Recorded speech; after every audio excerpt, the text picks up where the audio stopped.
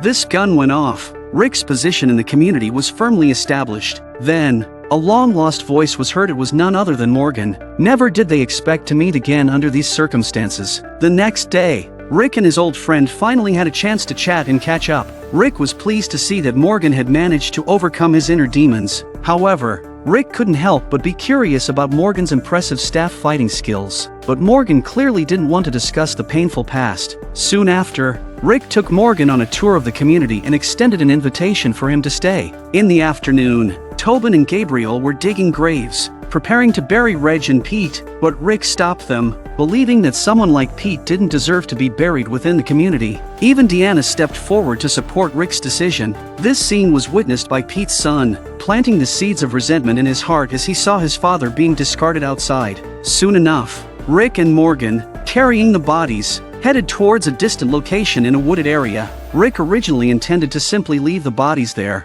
but Morgan, having learned the ways of peace, insisted on giving the deceased a dignified burial. Without paying attention to Rick, Morgan began digging. At this point, Rick sensed that something was off and started calling out Morgan's name. Morgan, thinking that Rick wanted to stop him, didn't respond. There seemed to be some noise in the distance, so the two hurriedly followed the sound. They arrived at the edge of a cliff and, upon getting closer, felt their scalps tingling. In the pit below, they discovered it was filled with zombies, a truly horrifying sight. At this moment, there was also a commotion behind them. Ron was running fast, with several zombies chasing after him. The child had no experience dealing with zombies and stumbled along the way. Luckily, Rick intervened in time to stop him. Otherwise, the consequences would have been unimaginable. The zombies chasing Ron also fell into the deep pit. The remaining two zombies were no match for them. As they stood up, they looked at Ron, puzzled as to how he ended up there. He explained that he just wanted to see where his father was being buried.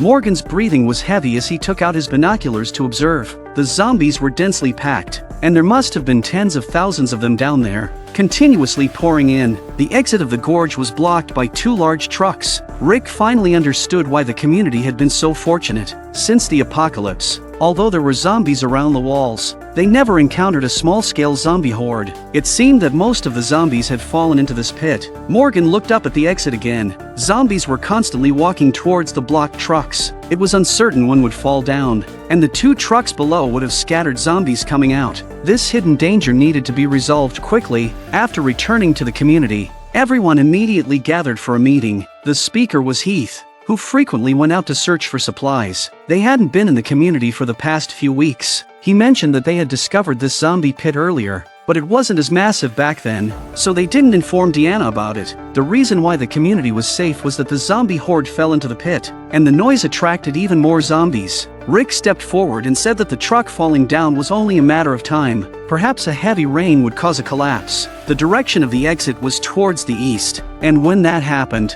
all the zombies would rush towards the community. No matter how strong the walls were, they couldn't withstand tens of thousands of zombies. So rather than wait until then, it's better to take the initiative. This man's name was Carter. He and Reg were both architects and were dissatisfied with Rick's leadership. Carter believed that they should focus on fortifying the weak areas instead of taking unnecessary risks. Unexpectedly, Deanna spoke up and supported following Rick's plan. She had come to realize that the community needed reform. With her authorization, Rick began assigning tasks. It was clear that they couldn't eliminate all the zombies, so they had to lure them away from the community to a distant location. This dangerous task was initially assigned to Daryl, but for safety reasons, Sasha and Abraham volunteered to go. The rest of them have to do support work. They implemented a voluntary sign-up system for the mission because of its high risk. Michonne quickly and actively volunteered to participate, as did Glenn. Surprisingly, Gabriel also requested to join, but Rick mercilessly refused him,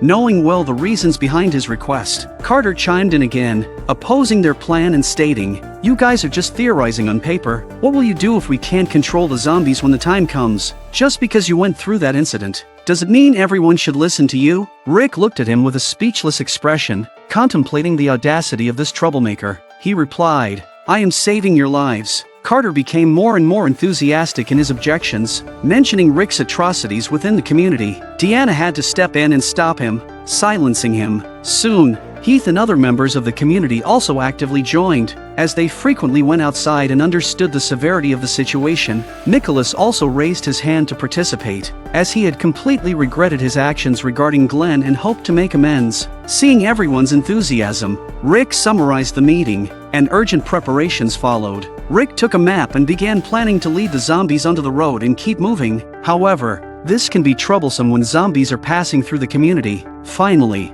Eugene suggested using large metal plates from the construction site and securing them to reduce the impact. All eyes were on Carter at that moment. It was his professional expertise that was needed. They acted immediately. One side of the three-way road led back to the community. Everyone enthusiastically began the construction work. After 3 hours, a portion of the steel plates had been securely fixed. As long as they were sturdy enough, they could withstand the impact. At that moment, Rick noticed the presence of a zombie and quickly alerted Carter, who turned around to check.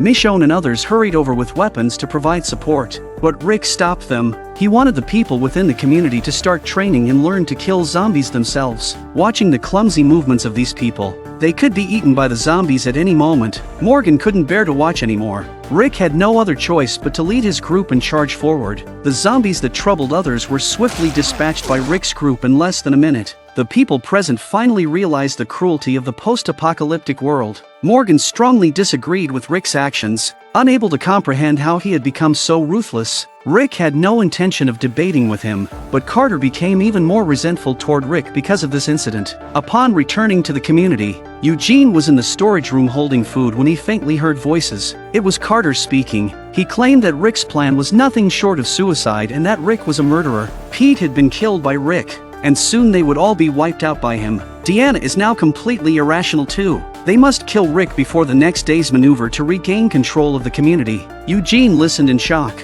accidentally dropping a can of food to the floor. The noise immediately caught their attention, and in his panic, he even bumped into the shelves. Carter walked in, having overheard their conversation, and saw Eugene as a living time bomb. Without hesitation, he aimed his gun, intending to eliminate Eugene. Fortunately, at that moment, Rick and the others walked in and witnessed the scene. Carter trembled and said, "I'm going to take back control from you." Rick ignored him and turned to Tobin and the others, asking, "Is this what you all think too?" But they all stated that it was only Carter's opinion. Then Rick pretended not to care and spoke casually, seizing the opportunity to take Carter's handgun. Carter's skills were really lacking, and Rick easily subdued him with a couple of moves. Without hesitation, Rick made it clear to him, "The community is now in my hands. I'm protecting your lives. It's delusional to think you can take away power." Carter's overall abilities were far inferior to those of Rick and his group. He thought he was as good as dead. Daryl spoke up and called out to Rick it meant to spare his life. Rick had no intention of killing him. He has principles when it comes to killing people. In Rick's eyes, Carter posed no threat. He wasn't a bloodthirsty killer. The next day, everything was ready. Rick led the crowd to the previously studied route. They could practice once today to avoid confusion later on. On their way, they passed by a small store. It was a necessary route. There are zombies inside making noise by tapping on the glass. It's bad if attracted to the zombies as they pass by. Rick decided that they would clear it out on their way back. Soon after, they arrived at their destination. Tomorrow's operation would start from there. They couldn't afford any mistakes. Rick addressed everyone, saying, "I know this is crazy, but we're living in a crazy world." After speaking, he began assigning tasks for the next day. In essence, Tobin would open the exit and start attracting the zombies. Once they were led to a certain location, Daryl and his group would take over, but at that moment, they heard a noise coming from the valley. Everyone immediately panicked. Unfortunately, the place where the truck was parked collapsed. Everyone anxiously watched, praying it wouldn't fall down. Today was just a practice, and they weren't prepared. But things didn't go as planned. The truck rolled down. Rick shouted, "The gap is open. Let's start the action now." Everyone quickly took their positions. At this point, many people on the field were a bit confused. Didn't they say it was a drill? But under Rick's command, they had no choice but to take their places. Glenn called 2 people to join him. They were going to deal with the zombies in the store they passed by earlier. Otherwise, it would cause major problems. Several signal flares were immediately launched into the air. They needed to lure these zombies to other areas. Otherwise, their home would be destroyed. Under Rick's command, Tobin also drove away the vehicles blocking the path below. The exit of the canyon was now fully open. Zombies stumbled out from both exits. Everyone retreated along the planned route. The next stage was to attract the zombies. Glenn and the others retreated along the planned route. They had to launch a signal flare every time they ran a certain distance to ensure the zombies followed that path. Meanwhile, Rick and the other two ran quickly. They needed to reach the three-way intersection to ensure the zombies couldn't break through the obstacles. After 10 minutes, Daryl rode his motorcycle slowly. The sound of zombies could be heard behind him. Rick and the others ran frantically all the way and finally arrived at the three-way intersection. They were uncertain if these steel plates could hold back the zombie onslaught. They had no guarantee. If they couldn't stop them, the zombies would trample their home. So far, the plan was progressing smoothly. Daryl successfully led the zombies onto the road. As long as nothing went wrong, they would bring the zombies to a location 20 miles away from the community. That would be a great success. Sasha and Abraham were also driving to meet up with him. The three of them would complete this dangerous task. Meanwhile, Glenn arrived at the store. The zombies inside were still banging on the glass. They had to eliminate them before the herd arrived. Glenn had the most experience, so he immediately directed them to take action. He assigned Nicholas to open the door and release 1 or 2 zombies at a time in a continuous cycle, ensuring their safe elimination. Heath had some doubts about Glenn's arrangement, but Nicholas spoke up for Glenn, allowing Heath to trust him unconditionally. Just as the three of them were about to take action, Nicholas opened the door, revealing another rolling shutter gate behind it. By this time, the horde of zombies had reached the intersection. Rick and the others quickly fired the signal guns, drawing the zombies towards the east. Daryl and Sasha led the zombies, moving slowly. Now they could only hope that the steel plates could withstand the impact of some of the zombies. Soon, Daryl and the others began to turn, and fortunately, the zombies followed suit. However, some zombies still collided with the steel plates, making a terrifying noise. Tens of thousands of zombies passed by them. Finally, they successfully passed the intersection according to the plan. As long as they could lead the zombies 20 miles away, they would be safe. The zombie horde would soon reach the location of the store. Glenn's trio couldn't care less about their safety. There were probably more than 10 zombies inside. They had to take the risk and break the glass to release them all at once. With handguns in their hands, they calmly shot without wasting bullets. When their ammunition ran out, a few more zombies managed to escape. They had to engage in hand-to-hand combat. Nicholas, who used to be cowardly and self-serving, actively rushed out to kill the zombies. This completely changed Glenn's opinion of him. Nicholas had truly turned over a new leaf. After finishing their task, they quickly left and prepared to rendezvous with Rick and the others. The next task was to ensure that the zombie horde wouldn't deviate. Abraham spotted any zombies straying. He immediately jumped off the car without paying attention to Sasha's persuasion. He was truly a madman. However, he was highly efficient and quickly brought back the deviating zombies to the road. Rick and the others also caught up from the woods, observing the zombie horde from the sidelines. Everyone breathed a sigh of relief. The plan had almost succeeded. Carter took the initiative to apologize to Rick, acknowledging his leadership skills. Rick warned everyone not to let their guard down. They still had to escort the zombie horde all the way, and he ordered Glenn to cover the rear. Everyone understood the severity of the situation and followed the orders carefully. Unfortunately, Carter, the unlucky guy, was caught by a zombie from behind while running. Lacking experience, he was bitten directly on the face. His screams echoed through the sky. Some of the zombies on the path began to move towards the woods, causing more to stray off course. Rick also heard the screams and immediately contacted Tobin to fire, redirecting the zombies back, and he finally arrives to the rescue. Carter was truly foolish to let himself get bitten for so long. Rick killed the zombie with a single slash, then checked Carter's condition. He was now completely engulfed in panic, continuously screaming. Rick called out to him several times, but Carter couldn't calm down. Rick had no choice but to take inhumane measures to silence his screams. The gunshots quickly brought the zombies back on track. Rick didn't have any issues with what he did, except that it seemed inhumane, especially considering the way Morgan looked at him, as if saying, "How could you become like this?" Morgan wanted to lecture Rick, but he was outright rejected. Rick only needed Morgan's help. The zombie horde was now approximately 2 miles away from the community, and it could be considered a near victory in this battle. But just then, a loud horn blast came. Everyone turned their heads towards the direction of the community. Something was wrong. Could there be trouble within the community? The latter half of the zombies on the road started moving towards the woods, heading straight to the location of the community. How could there be such a deviation when it was so close to success? In this situation, the second half of the zombies walked towards the source of the sound. The community was now in imminent danger, and everyone wondered what had happened. Just half an hour ago, the community was going about its usual peaceful life. Carol was still discussing everyday matters with the women, while Deanna and her assistant Maggie were planning the community's development. Eugene and Tara were assisting in the medical room, where they had met the new doctor, Denise. However, she had only been an intern before the apocalypse. After a while, Carol returned home to bake cookies when she noticed her neighbor smoking across the street. It seemed their lives weren't going well either. Suddenly, a stranger rushed in and attacked the neighbor, brutally killing she. Carol sensed that something was terribly wrong. Deanna and Maggie also heard screams from within the community. They were about to ask the patrolling men what had happened when 2 Molotov cocktails were thrown. The man fell down with a scream. Maggie quickly grabbed her gun and rushed to investigate. Everything was too bizarre. The man on the ground had already lost his life, and the person who set the fire had quickly escaped. Carol immediately went to Rick's house and instructed Carl to protect his sister at home while she went out to support. Fortunately, thanks to Rick, their team still had guns. Many intruders had stormed into the community, looking like savages,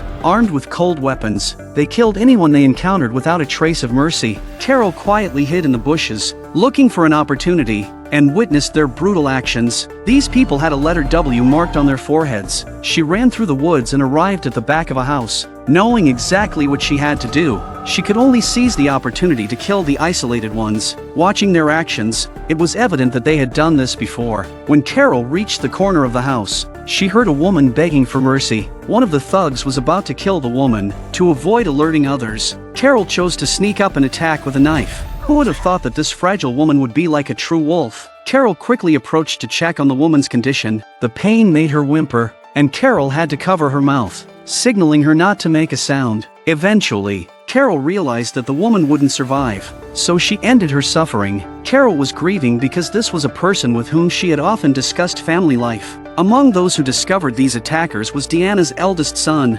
Spencer, who was stationed in the lookout tower and had a clear view of the targets. However, his marksmanship was not impressive. Rick's team also began to take action. At this moment, the sound of a truck could be heard. Someone was trying to ram through the fence with the truck. Without hesitation, Spencer fired his gun, and a series of shots indicated that the driver was likely killed instantly. The truck crashed into the tower where Spencer was positioned, but fortunately, the fence held up. However, the truck's horn kept blaring as the group struggled to lead the horde of zombies away from their home. An unexpected event occurred. A loud horn blast echoed throughout the community, catching everyone off guard. Their plans were disrupted, and nearly half of the zombies redirected their attention towards the community. The cause of this unexpected turn was a group of marauders who had invaded the community. Armed with cold weapons, they attacked anyone they encountered and even attempted to ram through the community's fences with a truck. Thankfully, Spencer noticed the intrusion and quickly shot and killed the driver,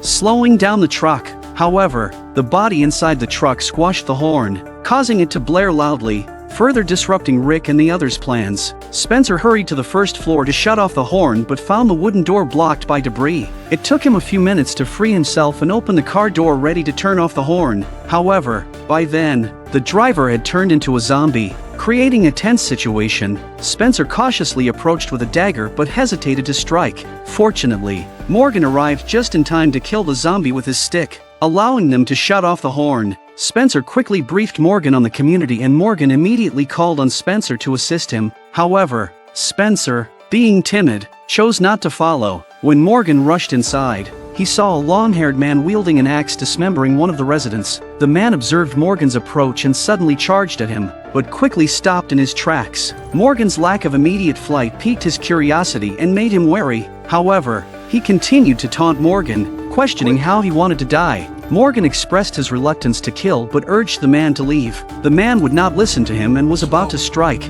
but was stabbed in the back by one of the men lurking nearby. The attacker was none other than Carol, who had donned the attire of the intruders. Morgan questioned why she killed the man, insisting he could have stopped him. Carol, aware of Morgan's mindset, couldn't be bothered to explain. Instead, She swiftly marked a W on her forehead and informed Morgan that these people had no guns. They needed to go to the armory immediately, or else everyone in the community would die if they were found. Morgan, once again resorting to moral persuasion, claimed that Carol didn't need to kill. Seeing Carol's indifference, he attempted to awaken her conscience with reasoned arguments. However, Carol had no interest in listening to Morgan's pointless words. She told him that if he wanted to help, he should follow her. At this moment, Maggie and Deanna also arrived at the edge of the fence. Spencer called out to his mother, relieved to see that her son was safe. Maggie suggested they go inside and help, but Deanna stated that she couldn't go in and would only be a burden. She felt better staying outside. Maggie didn't insist any further and just urged Spencer to take care of his mother.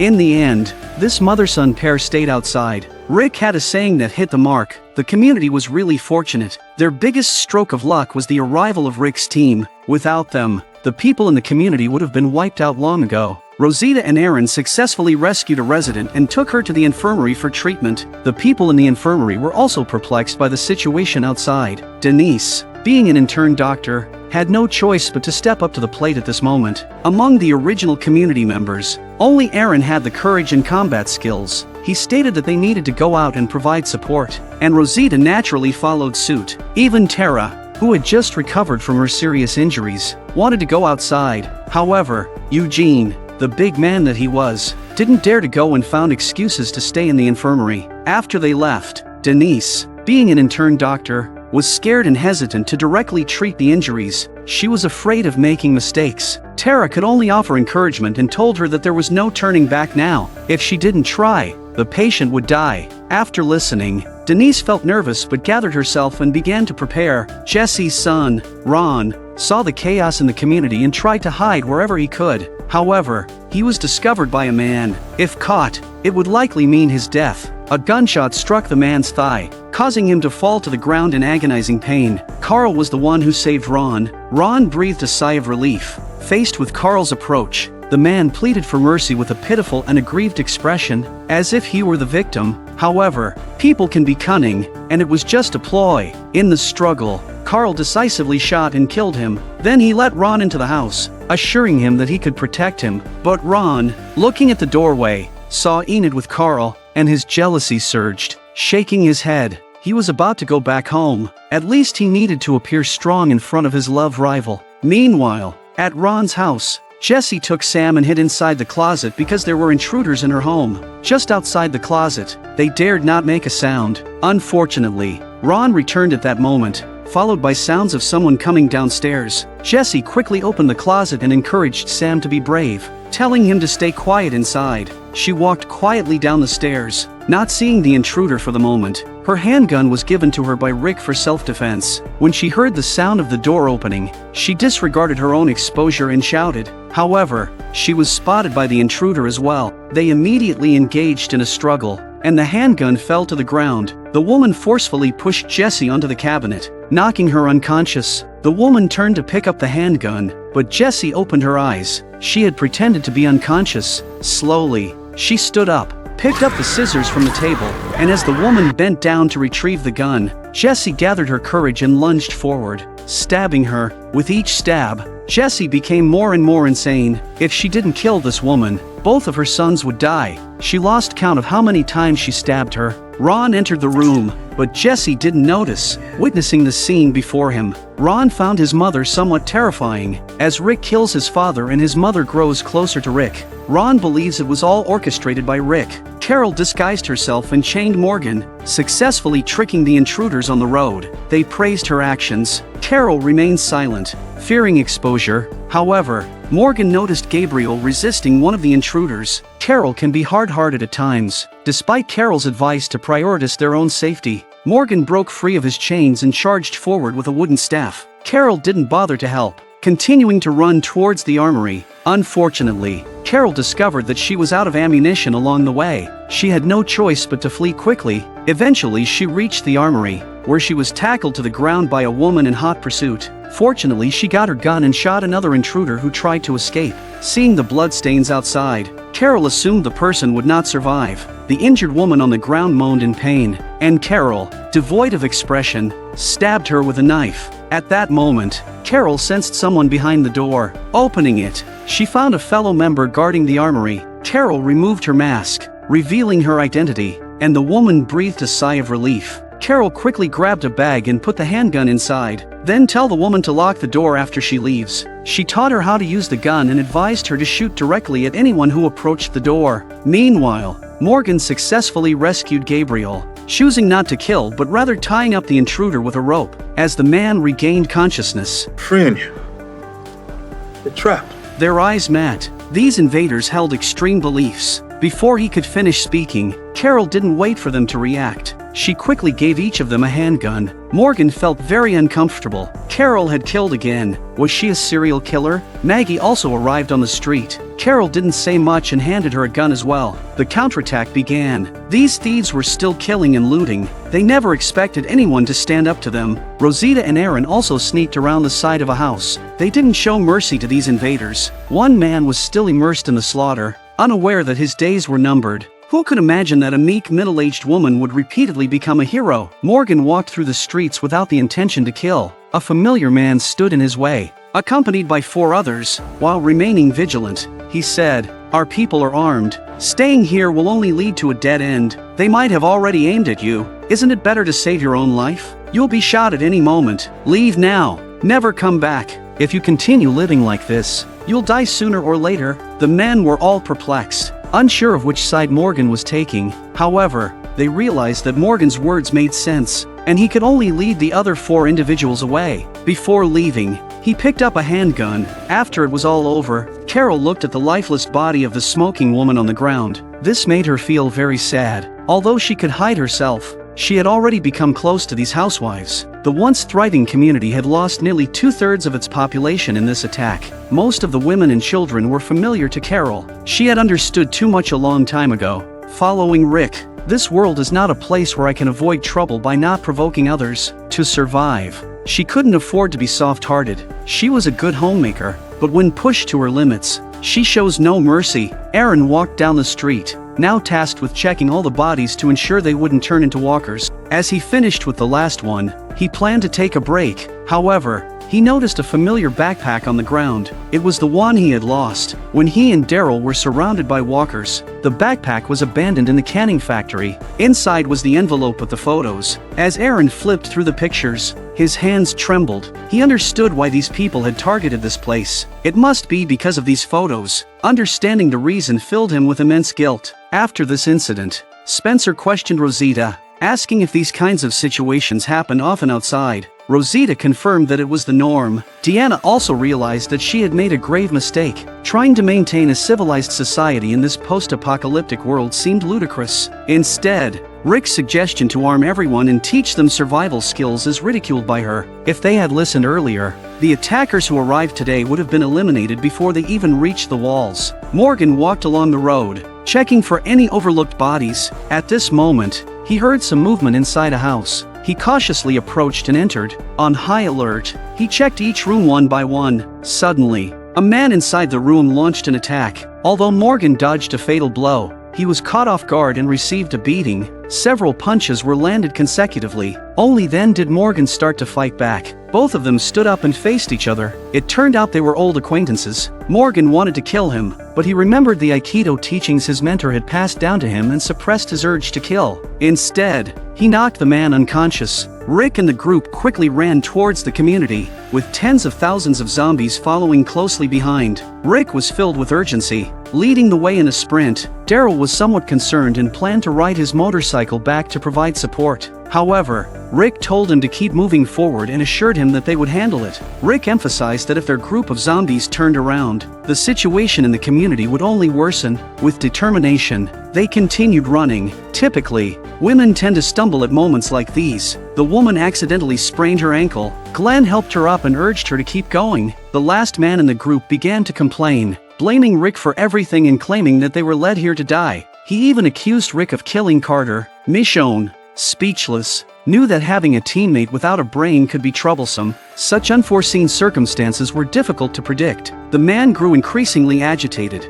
The more he thinks he will die because of Rick. It was only after Michonne's urging that he reluctantly continued on way. He also looked at Rick with some resentment in his eyes. Meanwhile, Rick gathered Glenn and Michonne to discuss a new plan. Rick explained that he would return to the crossroads in the RV and arrive at the community ahead of the zombies, once again drawing them away. The rest of the group would continue straight back to the community. Rick called Glenn and Michonne to the side for a private conversation. He had some confidential words to share with them. Rick lowered his voice and instructed them, on the way back, anything that gets in your way, whether it be people or zombies, destroy them without hesitation. Although I hope everyone can make it back safely, the truth is not everyone might. Do all can to save them, but if anyone can't keep up, leave them behind and move on. You must be resolute. Ensure your own safety and return to the community. At this point there was a scream from inside the crowd. Heath, who was eavesdropping, was not noticed. The group rushed over immediately. The man who had been complaining earlier was bitten on the neck by a zombie,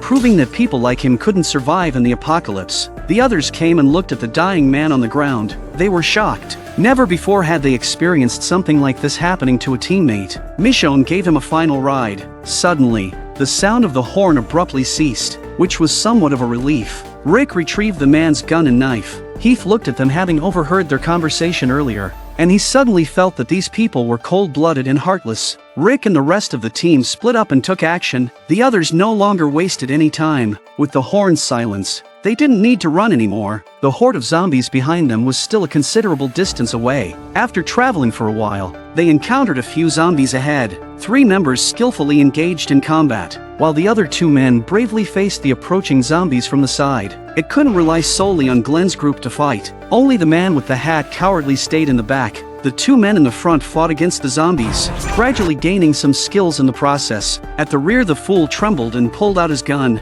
Unfortunately, his gun shot one of his teammates in the calf. What a nuisance! The zombie also jumped on Scott's body. The situation was urgent and Nicholas had no choice but to shoot to deal with the situation. The fool, however, ran without looking back, disappearing without a trace in a matter of seconds. Glenn was dumbfounded by such behavior. 2 zombies lunged at Scott, and the situation became extremely urgent. Fortunately, Bruce dispatched one of them, and Heath rushed over to stab the zombie near Scott's leg. Scott's lower leg was in excruciating pain and he couldn't walk anymore. Just when everyone started to relax, a zombie bit Bruce from behind. It was unexpected for everyone. Bruce turned around and killed the zombie. The group looked at him with a sense of regret. Such circumstances were the most heart-wrenching. The atmosphere instantly turned somber, and no one knew what to say. Bruce understands the implications and accepts this openly. He encouraged everyone not to dwell on sorrow and reminded them that they still had to continue on their journey. He wanted to go back and see his newlywed wife one last time.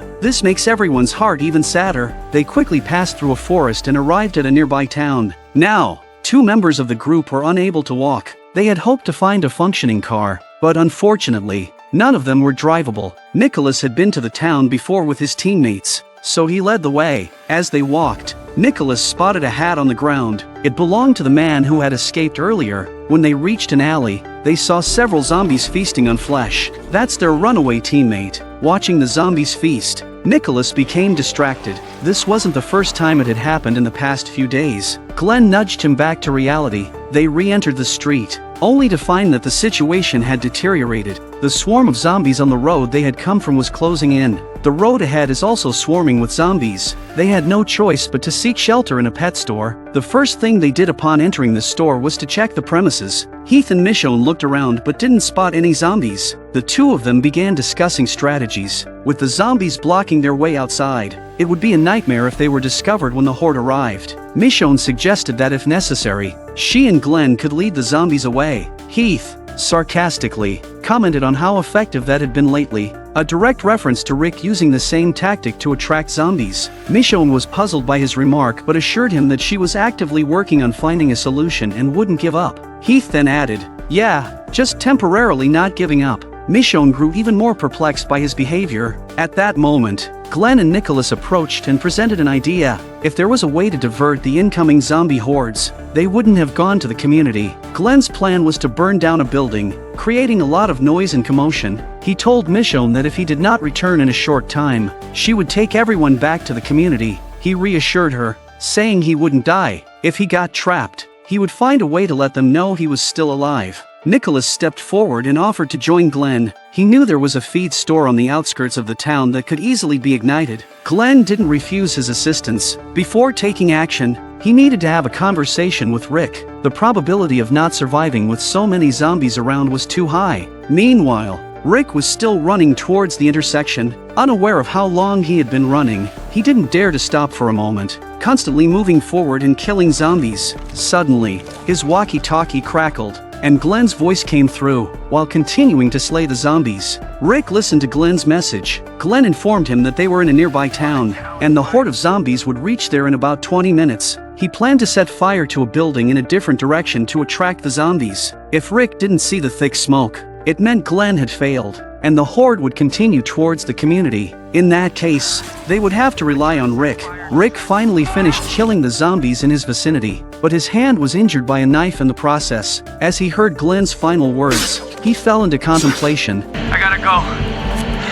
Good luck, dumbass. The word dumbass was their first meeting, the nickname Glenn called him. It seems that Glenn understood that what was to be done was very dangerous. Rick could only pray for his good brother in his heart and quickly collected weapons from the zombies' bodies before continuing towards the intersection. Inside the pet shop Glenn they have set off. Michonne helped Scott dress his wound. The woman's ankle was sprained and she told Heath to leave her alone, stating that she was now a burden to the group. She also mentioned that they would encounter more zombies on the way, and Scott echoed her sentiments, believing that they would all die if continued like this. Heath reassured them, saying they would stick together and take care of each other as they always had. They don't abandon anyone, it's not their style. After saying this, Heath glanced at Michonne, who was once again confused. It seemed like he was implying that she would abandon her teammates. Later, Michonne approached Heath privately and asked if he had any issues with her. Heath told her the truth, revealing that he had overheard Rick's words. Michonne felt relieved, finally understanding the reason behind his strange attitude. In the zombie-infested town, two survivors were running down the street. They are none other than Glenn and Nicholas, who are about to set the house on fire. There is a zombie writhing under the car at this moment. Glenn instinctively wanted to deal with it, but Nicholas stopped him. He wanted to handle it himself. This zombie used to be their teammate and was abandoned by Nicholas and Aiden, leading to its current state. At this moment, his heart was filled with guilt, sending off former teammates. At that moment, gunshots could be heard from the east. It was the sound of Carol and the others fighting back against the gang of thieves. They didn't waste any time and quickly made their way towards the feed shop. Michonne and the others, hiding in the pet store, also heard the gunfire. This was their chance to escape. Now, the zombies were all moving towards the source of the gunshots. Michonne decided to wait until they were gone before meeting up with Glenn and the others. They had to remain quiet and not alert the zombies. On the other side, Rick, the tough guy, gritted his teeth and ran desperately. Sweat dripped down his handsome face. Finally, he reached a fork in the road and quickly opened the RV. Their keys were all inside the vehicle. Rick's hand was severely injured, but he had to endure the pain and quickly started the car. Heading towards the community, Michonne was still waiting for the zombies to move away. Bruce, who had been bitten, handed her a crumpled piece of paper. Michonne unfolded it and saw that it was a farewell letter Bruce had written to his wife. Given the situation, he thought he might not be able to return. Michonne wrote a line on her hand and showed it to him before returning the paper to Bruce. The zombies outside had almost gone, but there was a noise coming from inside the house. The situation was precarious as attracting the zombies would be disastrous. Michonne approached and realized that there was another room behind the canvas. The sound was coming from inside, and to her surprise, there was a zombie in there. She swiftly swung her sword and took it down. However, the unfortunate part was that the noise had already attracted the zombies outside. Michonne had initially thought there were only a few scattered zombies, but when she reached the doorway, "Oh my God," she whispered, taking a sharp intake of breath. The horde of zombies had reached the town. Drawn by the commotion happening here, Michonne quickly pondered her options and decided that they had to make a breakout now. Waiting for the horde to approach would only lead to certain death. After opening the door, Michonne took the lead and cleared the zombies at the entrance. The horde was just 5 to 6 meters away from the house. The group quickly moved towards the outside, but unfortunately, the two injured members slowed them down, making it difficult to shake off the pursuing zombies. There were simply too many of them. The horde could easily overrun the town. The woman running behind, unaided, tripped and fell to the ground in a panic. A few people realized it was too late. Heath finally understood what Michonne had told him earlier. Sometimes there was no choice. Going back to save someone would result in everyone's death. They could only helplessly watch as the zombies feasted on their good friend. They couldn't afford to hesitate any longer. What they needed to do now was to swiftly flee forward. Meanwhile, they finally reached the feed store. They had originally planned to set it ablaze and run, but to their surprise, the building had already been destroyed. They quickly searched for another structure, only to realize that a horde of zombies had surrounded them from behind. On the other side, it was the same situation.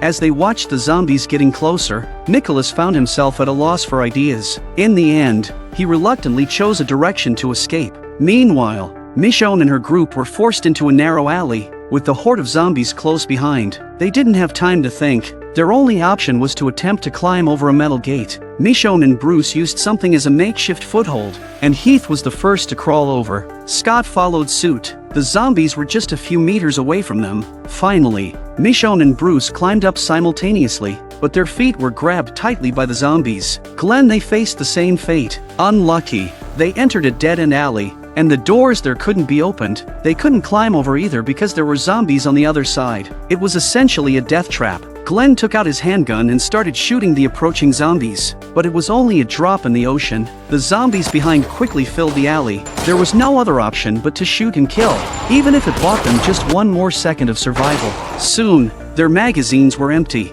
and can only take out your dagger for physical combat. Michonne's side of Heath and Scott keep shooting to try and get them away from the zombies. Bruce was already reaching his limit, and after enduring a few more seconds, he was dragged down. What awaited him was the excruciating torment of being torn apart. Perhaps it was the zombies attracted by Bruce or Heath's desperate shooting, but Michonne managed to break free. They looked at Bruce in agony. Feel a heavy sadness in your heart. On the ground, there was the message he had intended for Michonne to deliver to his wife. He would never be able to go back. Heath, who thought he had experienced the cruelty of the apocalypse through frequent outings, now realized that witnessing the helplessness of watching his teammates die in front of him was the cruelest of all. He truly understood what Michonne meant by having no choice. Glenn and Nicholas were still holding on. Glenn kicked the zombies away and climbed onto a metal box. He then pulled Nicholas up as well. This 1 square meter of metal box became their last life raft. There was no end to the zombies in the alleyway, all concentrating on trying to tear them apart. Looking at these zombies, Nicholas is in a trance again. The guilt of abandoning his teammates filled his mind,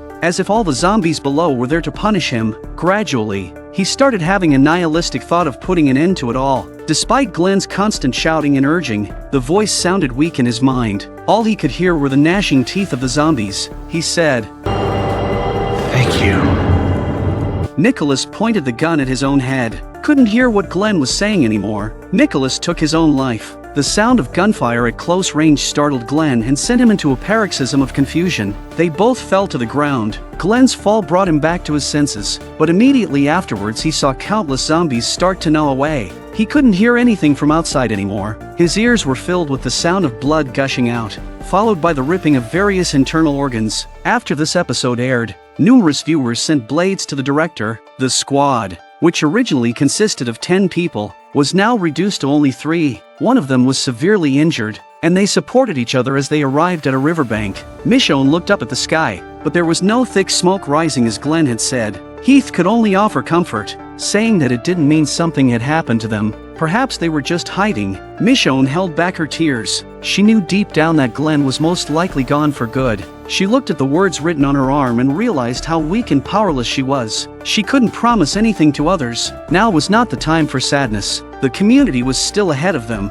Rick, driving the RV, arrived on the road outside the community. As soon as the horde of zombies reached here through the woods, he honked the horn to lure them away again. He took out his walkie-talkie and contacted Glenn to ask if they were on their way back. However, there was no response from Glenn. He tried to contact Tobin but still no answer. Thankfully, Daryl's voice came through the radio. He instructs Sasha and Abraham to continue leading the zombie horde while Daryl quickly rides his motorbike back to the community to support them. Naturally, Rick could hear the gunfire coming from the community, but he couldn't go back. He had to let Carol and the others handle it. The zombies need to be tackled first or there will be no way to live. After conveying this message, Rick finally tended to his own injured hand. However, at that moment, the door suddenly burst open, and a man stormed in, firing his gun. Daryl, hearing the gunshots, sensed that something was wrong. Fortunately, the bullets didn't hit Rick, despite the intense pain in his hand. Rick fought back and lunged at the man, but another attacker quickly joined in.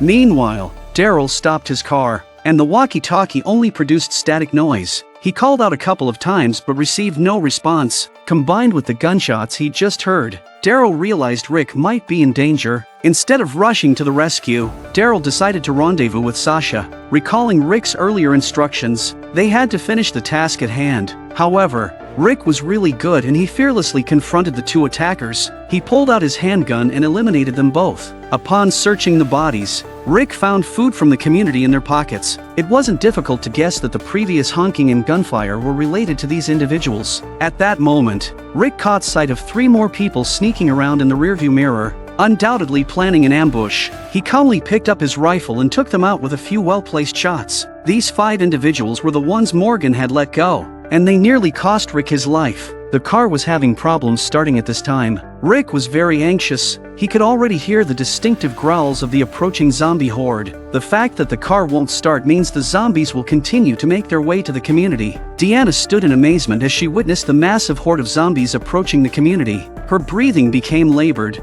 never having seen so many zombies. Ahead of the zombie horde, a figure stumbled forward, desperately shouting for the gate to be opened. It was none other than Rick. Upon hearing his voice, Michonne and the others swiftly opened the gates to receive him. The RV remained unable to start, forcing Rick to make a frantic escape back to the community. Unfortunately, the zombies eventually made their way to the community. Thankfully, Daryl and the others managed to lead away half of the zombies, preventing a catastrophic outcome. As soon as Rick entered, the group hurriedly closed the iron gates. Slowly, the zombies surrounded the community. The residents inside are on edge. They questioned whether the fences would be enough to protect them, and a sense of suppressed tension permeated the crowd. Rick simply tended to his wounds and came into the crowd and said, "Everyone could see that half of the zombies were drawn here by the previous honking sound. They have us surrounded now. I understand that you're afraid, as none of us have ever experienced something like this before. However, we are currently safe. The wall was hit by a truck,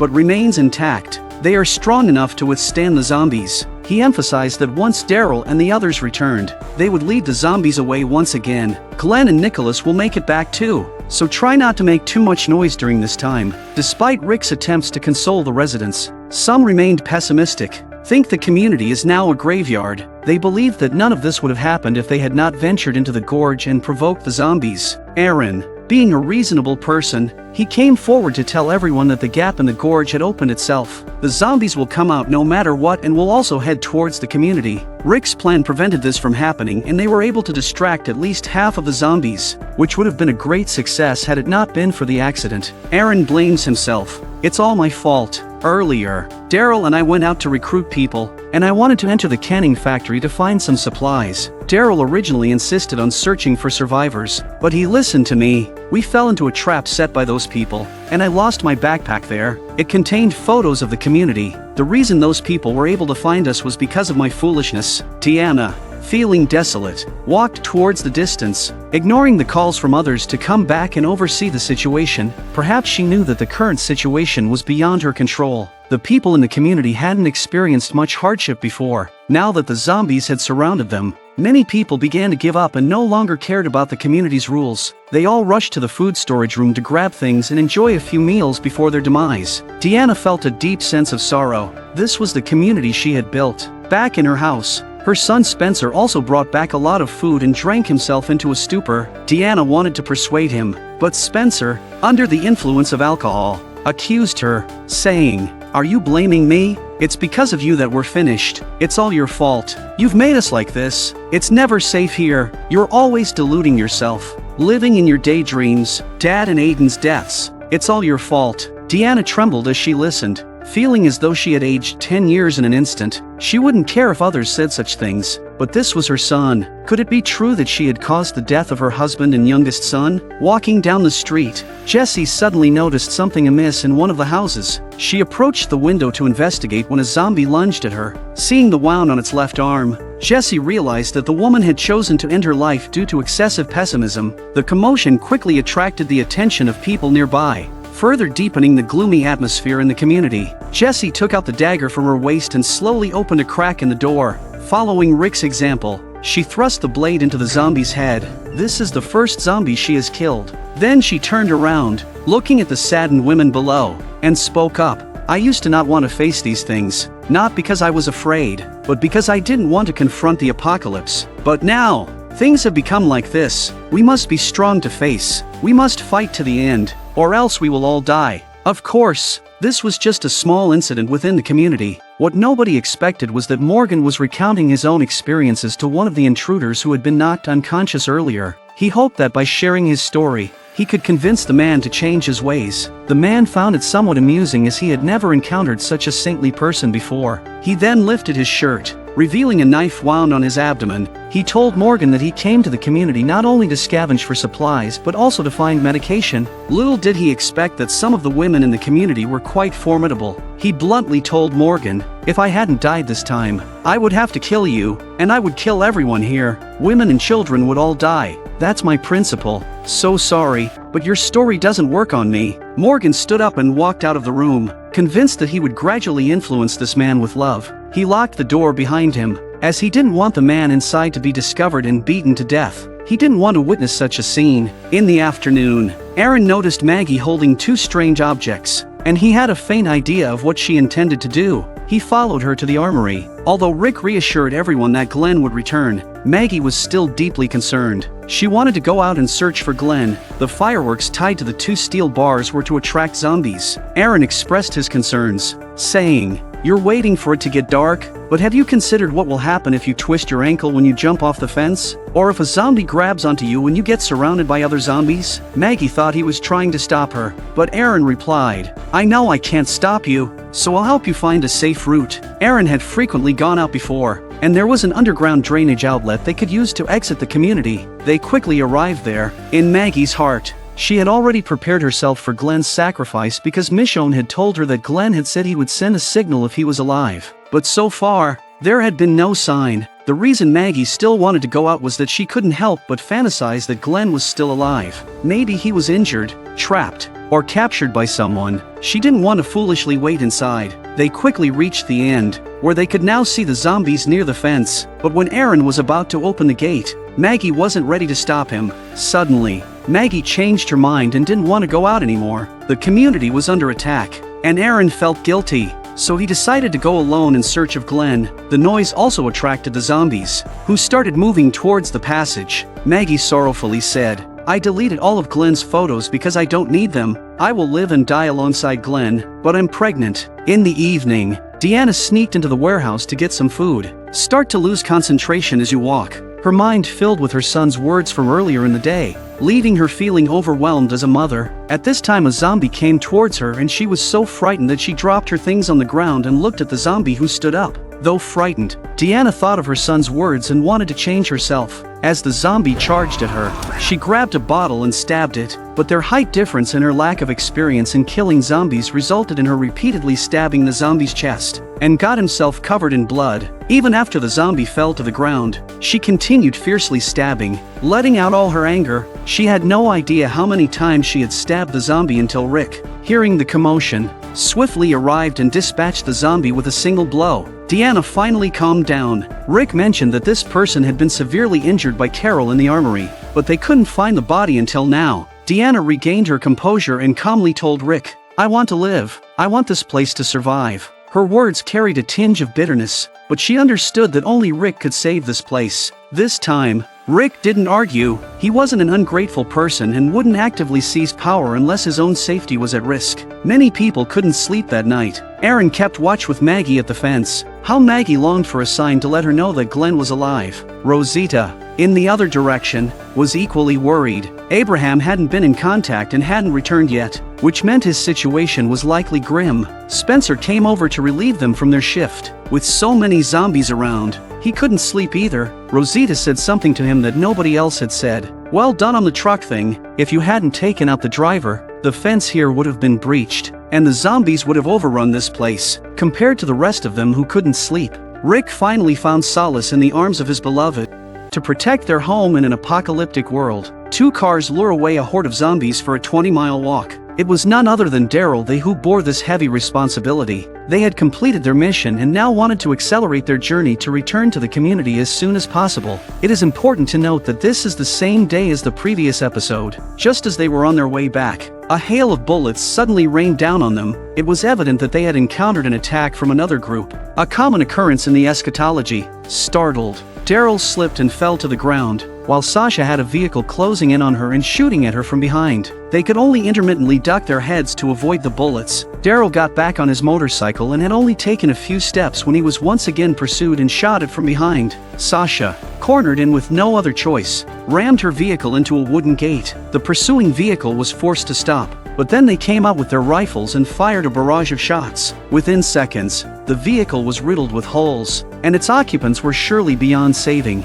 Abraham wanted to retaliate and counterattack, but Sasha stopped him. There could still be other allies nearby, so it was better to leave quickly. Meanwhile, Daryl's situation wasn't looking good either. However, the pursuing vehicles lost sight of him after a short chase, as Daryl skillfully evaded their pursuit using his experience. That's the advantage of a motorcycle. He rode his motorbike into the woods, which appeared to have been burned by a large fire. Daryl didn't have time to dwell on it. He just wanted to rest for a moment. What a thrill just now. After a while, Daryl pushed his motorcycle further into the depths of the forest. It was risky to travel on the road, as he could easily be discovered. The forest was peculiar, filled with charred corpses everywhere. Not sure whatever happened. After walking for a distance, Daryl parked his motorcycle to the side and tried to call Abraham on the walkie-talkie. However, the signal seemed to be faulty, and he received no response. It was then that he noticed his hand was dripping with blood. It must have been from the earlier fall. He took off his shirt, intending to dress the wound with the bandages he carried, but in the distance, he heard voices. Quickly, he grabbed his crossbow, trying to make as little noise as possible, and concealed his motorcycle. With caution, Daryl approached the source of the voices, which were coming from behind a barrier. Daryl cautiously approached to investigate and was surprised to find two women. One of them immediately grew nervous and said, "So, you found us after all, but we only took what we were supposed to take." Daryl was perplexed. In the evening, Daryl could vaguely see three people sitting by the campfire. Judging from their conversation, they seemed to mistake Daryl for someone from another group. They even took his crossbow and stuffed it into their backpacks. The next morning, as Daryl opened his eyes, he saw the man, Dwight, who had knocked him out, pointing a gun at him, warning him not to utter a word. Daryl insisted that they had mistaken him for someone else, but Dwight was not convinced and ordered him to stay quiet. On the road, Daryl observed that these three individuals were not bad people. They even offered him the little water they had left. However, considering that Daryl does not look like a nice guy, it seems futile to explain this misunderstanding. Dwight explained that if their people found them, Daryl would become their bargaining chip for escape. He claimed that they were reasonable and had their own principles, assuring Daryl that as long as he cooperated, there would be no danger. According to their discussions, they had come to this place to help the girl find someone. As they ventured through the woods, they reached their destination only to be met with a grim sight. Dwight and his wife couldn't believe it. Everyone in the vicinity had turned into zombies. Although they didn't find the person they were looking for, the situation seemed dire. The girl suggested that they didn't need to risk their lives for her. If they returned to his group and told them that everything had happened because of her, they might spare them. With those words, she collapsed on the ground. Daryl saw an opportunity to escape. He ran wildly until there was no one behind him. He managed to free himself from the ropes that bound him. He took out his walkie-talkie and tried to contact Sasha, but there was still no response. Just as he was about to take a moment's rest, a zombie stepped out from behind a tree. Daryl had no choice but to reach into his bag and retrieve his crossbow. However, the arrow seemed stuck inside, making it difficult to extract. He started to panic as the zombie approached closer. Fortunately, at the last minute, he managed to remove the arrow and kill the zombie. Daryl breathed a sigh of relief and then turned back to look inside the bag. To his surprise, he found a medical kit, specifically labeled insulin. This discovery, coupled with the girl's earlier fainting, made him understand. With his kind heart, Daryl decided to go back and find them again. As a precaution, he took Dwight's handgun for himself. Daryl stated, "I came all this way. What will you offer in exchange for this bag? I've suffered too much to give it away easily." The woman replied, "We have nothing." After hearing their response, Daryl felt some sympathy for their situation. then asked Dwight to bring out what he had just carved. It turned out to be a small figurine. Daryl accepted it, realizing that no matter what it was, at least it was something in return. He returned the backpack to them and said, "Good luck to you." Just as Daryl was about to leave, he heard the sound of a car approaching in the distance. Daryl was immediately on alert. Dwight and his companions stood their ground, watching as a rugged off-road vehicle approached from a distance. Daryl hid behind a tree and watched carefully. A few people soon got out of the car. They kept coming this way. "They are saying, 'Let's solve our problems.'" Dwight's wife, Sherry, responded, "Nothing to say. We only took what was rightfully ours." It became apparent that these people had come looking for them, and they had all been part of the same group before. No agreement between the two sides. The other side is ready to take tough measures. Daryl also noticed that they were gradually surrounding them from all sides. He couldn't stand idly by and shouted for them to run inside. He took the initiative to assist the girl, and the four of them fled together, seeking refuge behind the bushes, hoping to escape unharmed. Daryl took out the handgun and returned it to Dwight. Soon, someone approached their location. Daryl deliberately rustled the leaves, immediately catching the man's attention. He cautiously walked towards their direction, completely unaware of the zombie on the nearby rock. Tragedy struck as the zombie tore off a chunk of flesh from the man's arm. The man called out anxiously for his companions. Soon his teammate arrived. He swiftly used a belt to tie off his bleeding arm and pulled out a knife from possession. There was such an accident and they withdrew. Daryl and the others escaped the chase. Dwight apologized, saying that he had mistaken Daryl for their enemies and had knocked him out and threatened to kill him. He thanked Daryl for overlooking their past actions. Daryl, as with his cold demeanor, had no pleasantries. They hit the road together, letting go of their guards and suspicions. Dwight explained his situation, confirming Daryl's earlier assumptions. Their group had done whatever it took to survive, leading them to choose to escape. Suddenly, the girl ran towards a ruined house up ahead. It was once her friend's home, but now it lay in ashes. They couldn't escape their fate and ended up as two lifeless bodies lying there. Dwight said, "We did it," showing that their previous group did do a lot of bad things. The girl intended to offer her condolences with a bouquet of flowers, but to her horror, the bodies turned out to be two zombies. Daryl rushed in to save her, but he was too late. Though he dispatched the two zombies, he couldn't save the girl. The post-apocalyptic world was unforgiving. The only thing they could do was dig a grave and bury the bodies. Daryl felt that Dwight and his wife were not bad people and considered recruiting them to their community. However, they had to pass Rick's 3 questions to be eligible. The first question asked how many zombies they had killed. Dwight answered that it must have been dozens. The second question was whether they had killed living people. Dwight shook his head. The third question was why they didn't kill. At this point, Dwight showed a strong sense of justice and replied that once he killed, there would be no turning back, and he would never be able to go back to who he used to be. Daryl interjected that where we were, those people, they were good at heart and hadn't changed much. It was an invitation extended to them.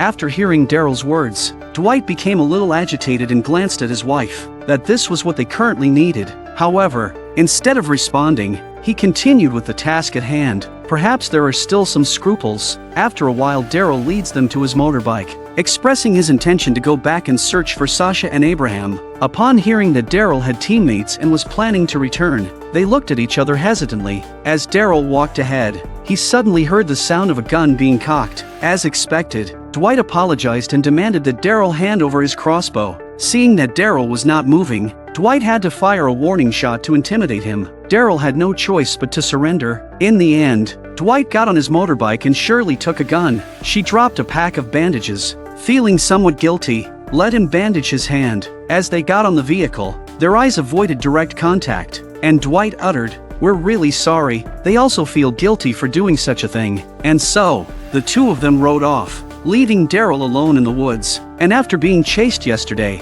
Sasha and Abraham are back at the shootout. Observing the tracks on the ground, they speculated that Daryl had escaped alive. However, they couldn't establish contact via the walkie-talkie. They could only search in the vicinity because they knew Daryl wouldn't return to the community alone. He would be looking for them. Sasha continued leaving messages along the way, and she wrote Daryl's last name, Dixon. Little did they know that Daryl had been captured by Dwight. Finally, Sasha and Abraham arrived at a house to rest, and they stayed there until the next morning. Sasha was still asleep, but Abraham noticed something interesting from the window. A soldier-turned-zombie was hanging from a bridge. Of course, Abraham saw the rockets behind it and this military vehicle next to it. Opening the box inside the vehicle, Abraham found exactly what he had guessed. It was truly exhilarating. This is a total killer. What excited him the most was the limited edition cigars inside. Abraham could already imagine himself smoking a cigar while carrying a rocket launcher and displaying a handsome image. After a while,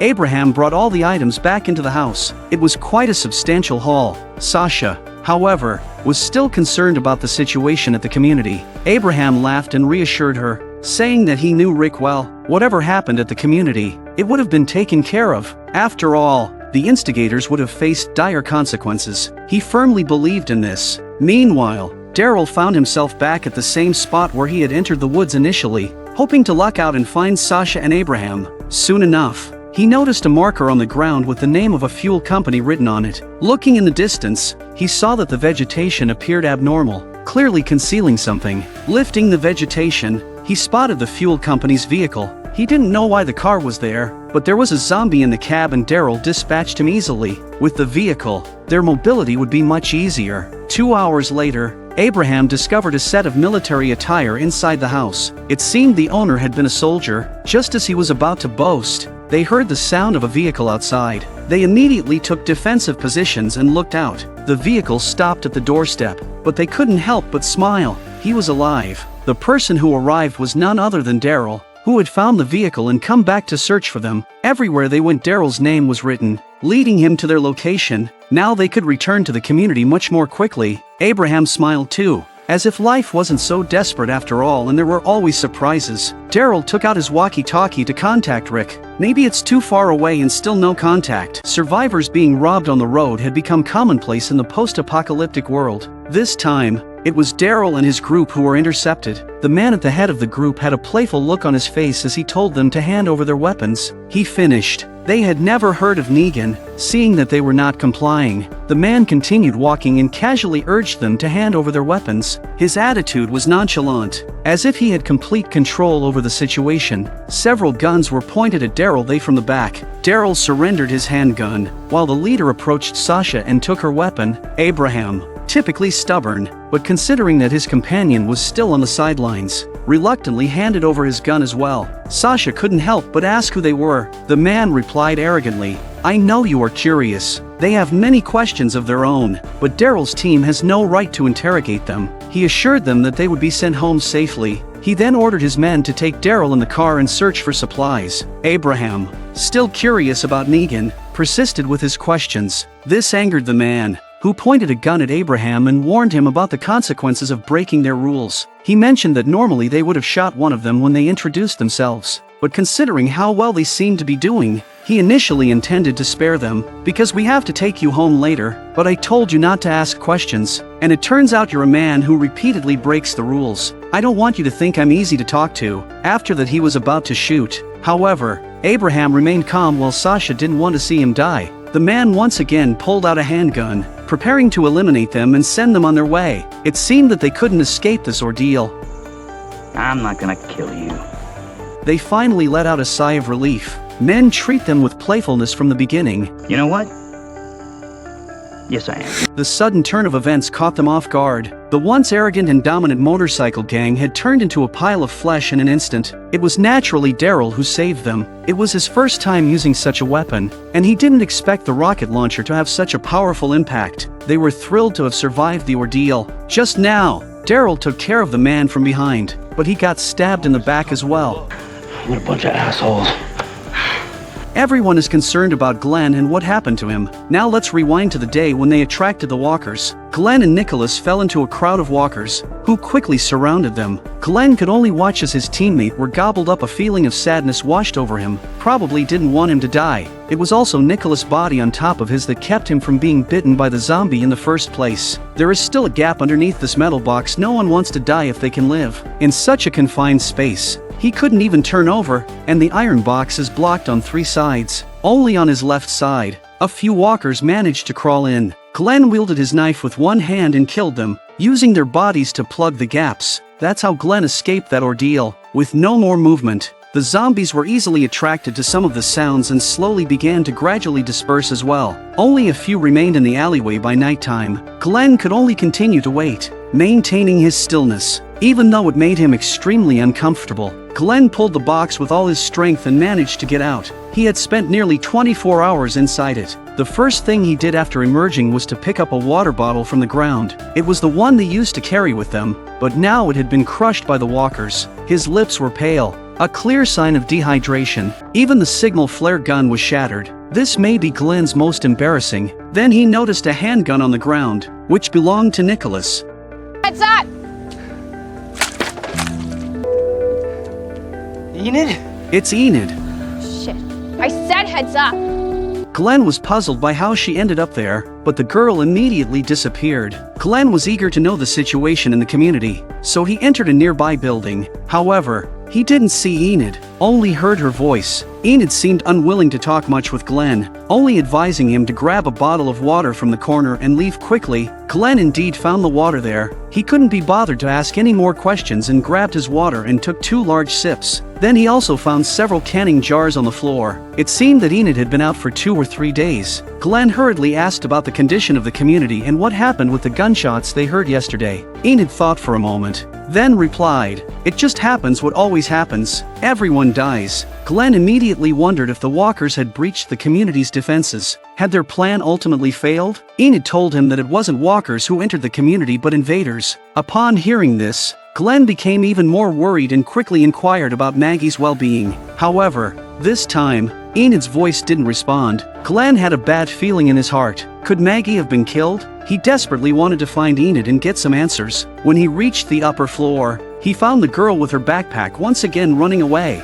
Glenn had no choice but to chase after her. He had to find out about his wife's condition. As Glenn followed, he eventually arrived in a small alley where only one body lay motionless. It was their former companion, Bruce. It seemed that Michonne and the others were not in a good situation. Glenn bid his friend a final farewell and then noticed a note on the ground. It was the letter Bruce had written to his wife, which made Glenn unable to shake off the worry for Maggie. Despite his weakened state, it wasn't the time to rest. After a while, Glenn managed to find Enid, since she had been surviving on her own outside. He wanted to bring her back to the community. Enid had a difficult life before joining the community, so she didn't believe in the stability of any community. She would leave at the slightest sign of trouble. She even threatened Glenn with a gun in order to refuse him. However, Glenn understood her character and knew she wouldn't pull the trigger. He urged Enid to lead the way, emphasizing that the herd of walkers would undoubtedly be heading towards the community. Enid hadn't encountered the herd of walkers on her way out, but she understood the seriousness of the situation.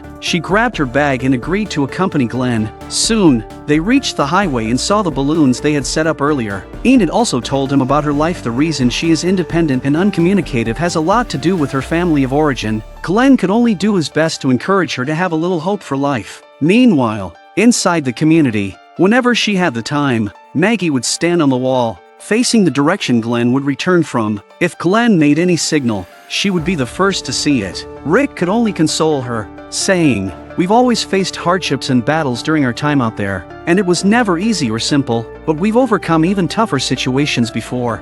Further afield, "We're still back." He assured her that Glenn, Nicholas, Daryl, Abraham, and Sasha would be fine. With Rick's comforting words, Maggie's mood improved somewhat. Surprisingly, Ron approaches Rick voluntarily, hoping to learn how to use a gun to protect himself. Carl was there to assist him. Rick naturally didn't refuse, as he always encouraged everyone to have a sense of crisis. When facing moving enemies, ordinary people tend to get nervous, causing their aim to falter. The correct approach is to always hold the gun parallel to the eyes, maintaining a strong mindset and waiting for the right moment. Rick decided to leave Ron with a handgun. Although without any bullets, Ron's intention to learn about firearms was not to protect his family but to seek revenge against Rick. Meanwhile, the woman in charge of the armory, while reading a book, suddenly heard some commotion outside. She went out to see that the supplies had been scattered on the ground. It was at this moment that Ron slipped in and found a box of bullets. Now all he had to do was wait for an opportunity. On the other side, Morgan arrived at the infirmary and hesitated at the door for a while. He had initially planned to leave, but then the doctor came out. Morgan's purpose was to ask him to treat the intruder. However, he was concerned because everyone harbored strong hatred towards those people. After some thought, he decided not to say anything. At that moment, Rick passed by and had been wanting to talk to Morgan. They entered the house, where Michonne and Carol were also present. Rick straightforwardly said, "On my way back, I planned to use a car to attract the zombies and lure them away, but there were 5 people with a W marked on their foreheads who almost killed me by shooting at the car. Carol told me that it was you who let them go. Morgan didn't deny it but believed that they didn't need to kill those 5 people. Carol urgently said, "They've brutally killed so many of us." Morgan could only give an example and asked Rick, "When I went insane and attacked you, why didn't you kill me? Was it because I once saved you? It's because you didn't kill me that I had the chance to help Daryl and Aaron escape." Morgan's argument left Rick speechless,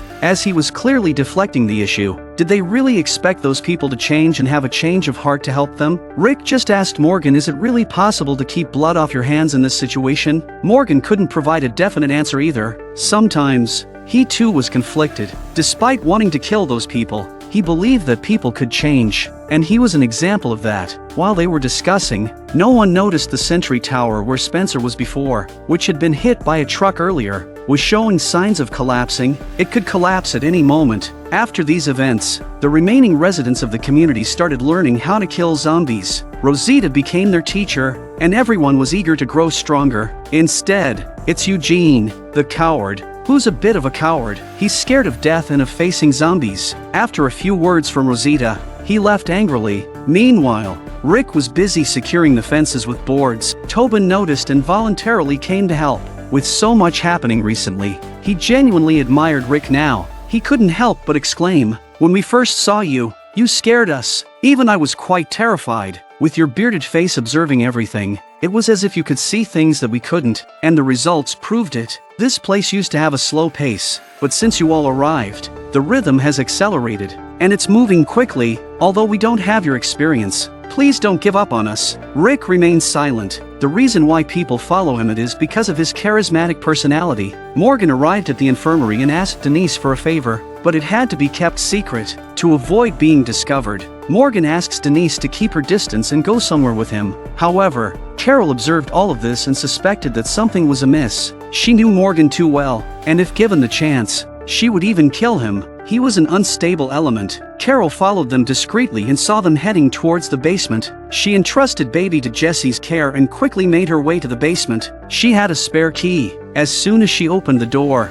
she saw Morgan inside. Carol directly asked him, "Who are you keeping locked up in here?" Morgan didn't let her in and chose to remain silent. At the same time, Ron, who had obtained bullets, quietly followed behind Carl, his vengeful intentions evident. Tara pointed at the sky, urging everyone to look. Gabriel also noticed, and everyone turned their gaze towards the sky. From a distance, a string of balloons floated towards them. Maggie became excited and said, "Maybe this is Glenn's signal." She went straight to Rick in excitement. However, just then there was a sound from near the fence and those who saw the scene panicked and scattered in all directions. That sentry tower came down after all. This is a post-apocalyptic community, with a strong fence holding off thousands of zombies. However, today, the tall watchtower collapsed with a loud crash. The once sturdy fence was smashed, creating a breach and raising a cloud of dust. As the dust settled, zombies began to slowly enter the community. Faced with a massive horde of zombies, Rick quickly organized a retreat, urging everyone to return to their homes and secure the doors and windows. Meanwhile, he did his best to buy them time. This time Deanna didn't back down either. She wanted to change. Ron, who had planned to attack Carl, also became scared. Survival was now the top priority, considering the overwhelming number of zombies. Nearly all of the tens of thousands of zombies outside came in. Rick had just dealt with one when Deanna rushed to help, blocking the ones behind. Although they killed one zombie, Deanna was knocked down and her leg got caught in the lawnmower. Rick rushed to her rescue and then take her and retreat. Pregnant Maggie was also in grave danger, with zombies constantly lunging towards her. Several times, she narrowly avoided being grabbed. She could only fight and retreat with her rifle.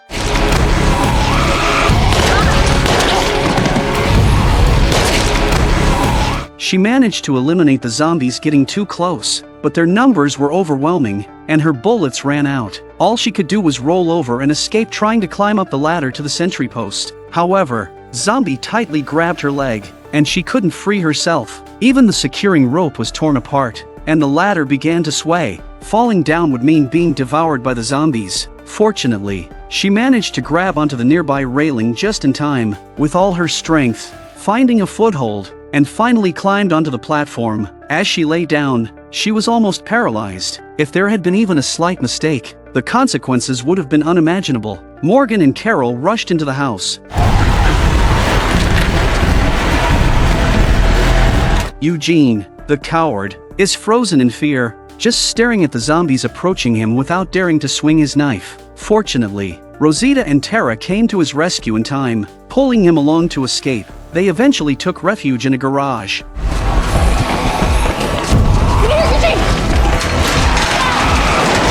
Rick helped Deanna and they continued on their way. While the others converged towards them, Jessie arrives and she shoots to cover them to get them to her house. Judith happened to be there as well. They all hurriedly entered Jessie's house. At this point, the community was almost entirely infested with zombies. If there's any movement anywhere, they'll swarm. Jessie's house is also getting busy. Her young son, Sam, watched as Deanna was carried in. Recalling the sight of those monsters, he had been traumatized since the previous attack by the raiders and had never left his room again. Jessie didn't have time to comfort him but encouraged him to be strong. Michonne briefly tended to Deanna's leg wound, only to discover that she had been bitten on her abdomen by a zombie. Deanna also froze as she realized the implications. Rick looked at her with a sense of sorrow in his eyes.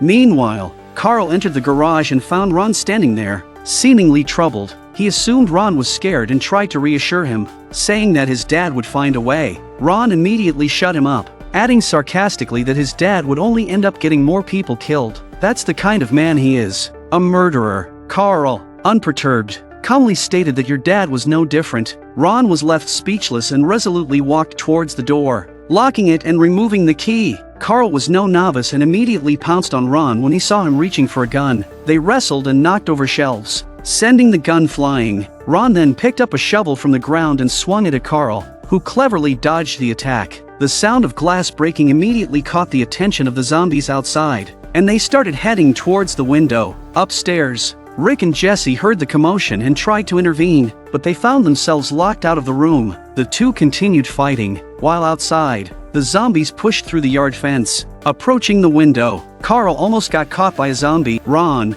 who had been knocked down, finally realized the consequences of his actions, putting everyone in danger. Carl desperately tried to use a cabinet to block the window. Rick, outside, was going insane, frantically destroying the lock with an axe. Ron didn't help fend off the zombies but instead picked up the handgun again. But at that moment, Rick and Jessie rushed in. They saw that zombies had already broken in, and without a lock on the door, they had to rely on themselves to hold them back. Rick brought in a sofa, hoping it would provide temporary resistance and stabilize the situation. Then he asked Carl what had happened. Carl didn't say anything bad about Ron. He simply said that he accidentally knocked over a toolbox, which attracted the zombies. Jessie knew that something was not right. It was clearly the sound of a fight. Carl still defended Ron, which made Ron feel somewhat embarrassed. He asked Carl to help him move a cabinet to block the door. Rick understood what was going on. When they entered the room, Carl closed the door, aimed his gun at Ron. He understood Ron's actions, but he couldn't allow him to continue like this. He had to retrieve Ron's handgun.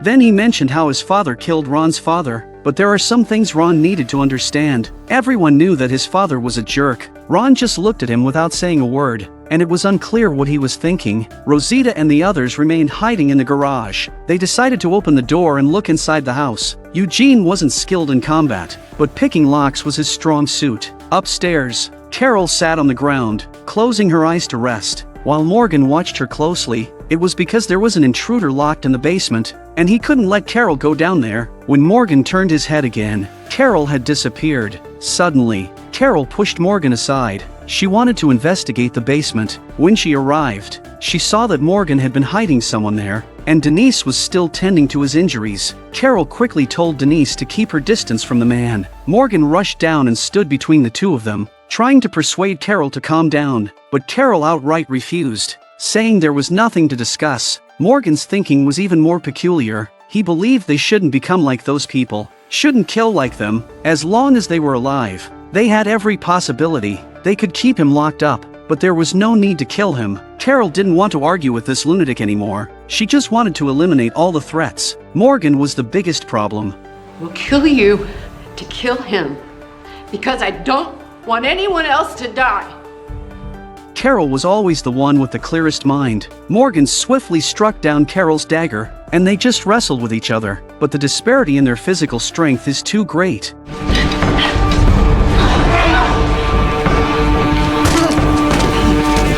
Morgan lost his temper and threw Carol to the ground, smashed her straight into unconsciousness, but at that moment, the intruder immediately picked up the dagger and aimed it at Denise. Denise had no fighting ability and was powerless to resist. All she could do was plead for them not to be killed, saying they could just let them die here, but the man's nature didn't change. He took the dagger and aimed it at Denise's neck, then laughed with glee. Fortunately, they arrived just in time. Denise has also become a lifesaver for men. Lower the guns. They had no choice but to lower their guns. Eventually, the man held Denise hostage and left.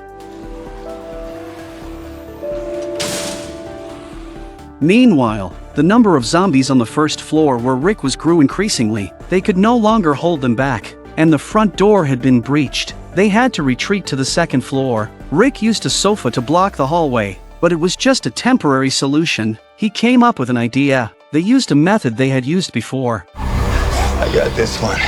You get the one behind it. We're gonna need at least two.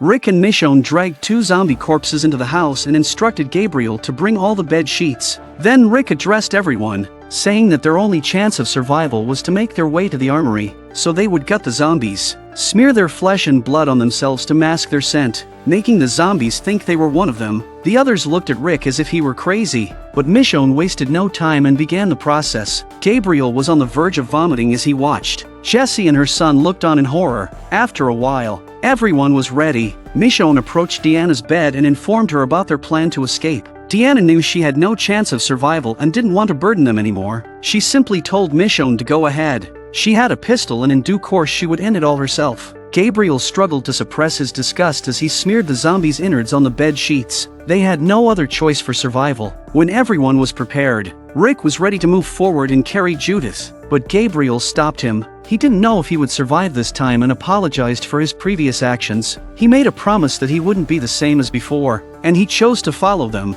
He would never retreat. Rick nodded, as he wasn't a petty person. Soon, Rick brought Judith and placed her under Carl's bed sheet. Hope she doesn't cry in the middle of it. The operation officially began. Rick gently moved the sofa aside, and zombies were right in front of he. His mental strength was already incredibly strong, and with a calm expression, he walked towards the outside. The zombies also see them as kindred spirits. The others followed nervously behind. As they made their way to the door, there were more zombies outside. They had to remain composed and make no sound. Otherwise, their fate would be miserable. Riker continued to lead the way and they held hands. They maneuvered through the horde of zombies. Outside the perimeter, Glenn and Enid climbed up a tree and finally saw what was happening inside. But Glenn quickly spotted someone he had been longing to see. Maggie's situation was also not optimistic. The man moved the sofa blocking their path, and the approaching zombies didn't show much reaction. In order to escape from the house, they had no choice but to cover themselves in zombie blood. It seemed that this method was highly effective. Hand in hand, they proceeded with utmost caution, refraining from making any noise, until they reached a spacious location. Rick then spoke to everyone, stating that there were too many zombies in this area, and heading to the armory wouldn't be of any use. Moreover, the zombies were too scattered. He suggested going to the ravine, using the trucks there to lure away all the zombies. However, Jessie raised the concern of what to do with Judith. They couldn't possibly carry her around everywhere. Rick was momentarily unsure of how to handle the situation. At that moment, Gabriel's gaze became resolute, and he proposed to take care of Judith. He suggested hiding in the church until they successfully led the zombies away. The eyes of a person cannot deceive, and he was no longer the cowardly Gabriel of the past. Rick agreed and entrusted Judith to him. Fortunately, this child behaved well and did not cry on the way. Gabriel carefully held her in his arms and headed towards the church. Hope he is well. Rick couldn't help but look in that direction, but he had no choice but to keep moving forward. On the other side, Glenn brought Enid to one of the churches, knowing that there might be handguns hidden here by Carol and the others. Without weapons, they couldn't save Maggie. They began to search separately, and after a few minutes, Enid indeed found a handgun here. Glenn initially wanted her to stay here for safety, but she refused. Glenn had taught her not to give up hope. As the sky gradually darkened, the zombies remained active. Rick they walked and stopped, but they hadn't reached the exit yet. Walking among a crowd of zombies was a dreadful feeling. The moans of the zombies surrounded them, and everyone kept a close eye on their surroundings, be prepared to be found out. Without any surprises, an unexpected event occurred. Sam looked at the gruesome zombies and couldn't help but recall Carol's threatening words from before. The monsters will come and get you. You can't run away. They'll tear you apart. Additionally, he witnessed friends from the community turning into zombies. Sam involuntarily let go of Rick's hand. Jessie quickly tried to comfort him and urged him to keep walking, but no matter how she shouted, Sam kept staring ahead. Rick grew anxious and called out to him repeatedly, while Ron tried to persuade him as well, but it was all in vain. Sam's emotions began to crumble, and he even started to sob quietly. Tragedy strikes, the three zombies started to gnaw straight away. Jessie witnessed the scene in desperation, not remembering where she was. Her screams immediately caught the attention of nearby zombies. Rick and Carl's calls were no longer audible to her. She held Carl's hand tightly without realizing it. The zombies lunged at them. Jessie was consumed by the zombies. Rick felt a pang of sorrow and recalled Jessie's smiling face. He had finally developed feelings for someone again, only to have her die right in front of him. It was then that he noticed Carl's hand still being held by Jessie. Several zombies were already heading towards Carl. Rick had no choice but to raise his axe and chop off Jessie's arm with 3 consecutive strikes. Carl's handgun fell to the ground. Just as Rick was about to shout for his son to run, he heard the sound of a bullet being loaded. Unexpectedly, Ron picked up the handgun and aimed it at them. Some people never change. Ron still wanted to kill Rick. In his eyes, Rick not only killed his father, but also his brothers and mother. Just moments ago, Rick cruelly severed his mother's arm, but the young boy was still too naive. He completely overlooked Michonne behind him. Rick breathed a sigh of relief, almost dying in that moment. The smell of blood attracted the zombies, who pounced on Ron. However, when Rick looked at Carl, his heart seemed to stop.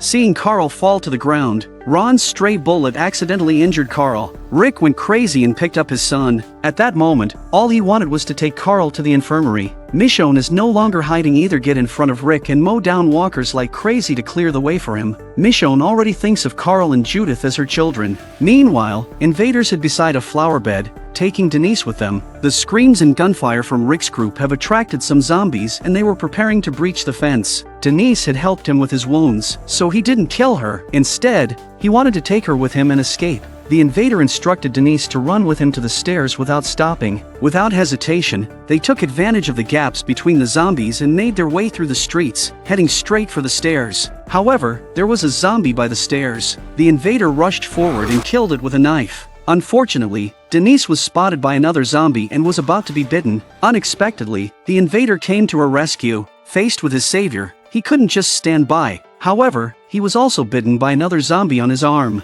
Denise looked at him and said, "Come with me, take me to the infirmary, and I'll save your life. Nobody wants to die if they can help it." The invader held her hand and headed towards the infirmary. Meanwhile, Carol woke up and grabbed a gun. Searching for the invader, she looked outside and felt helpless seeing the countless zombies. All this time she just wanted an uneventful life. That's when the commotion came from outside. It was Morgan. Carol didn't want to see him at all. If it weren't for him, Denise wouldn't have been taken hostage. Morgan apologized for his previous actions that harmed her, expressing that he never intended to hurt anyone. But often, things don't go as planned. Carol sarcastically remarked, "You think you're helping us by saving that intruder? It was helping yourself, trying to redeem what you think you are. If you truly cared about us, you would have killed him." She sighed and added, "I knew from the start that someone like you would only bring harm to the team. I should have killed you earlier." And their conversation ended unhappily. Meanwhile, Denise continued to move forward, and the invader cleared the way for her. Seeing this scene, Carol grew somewhat puzzled. Is it true what Morgan said about people really changing?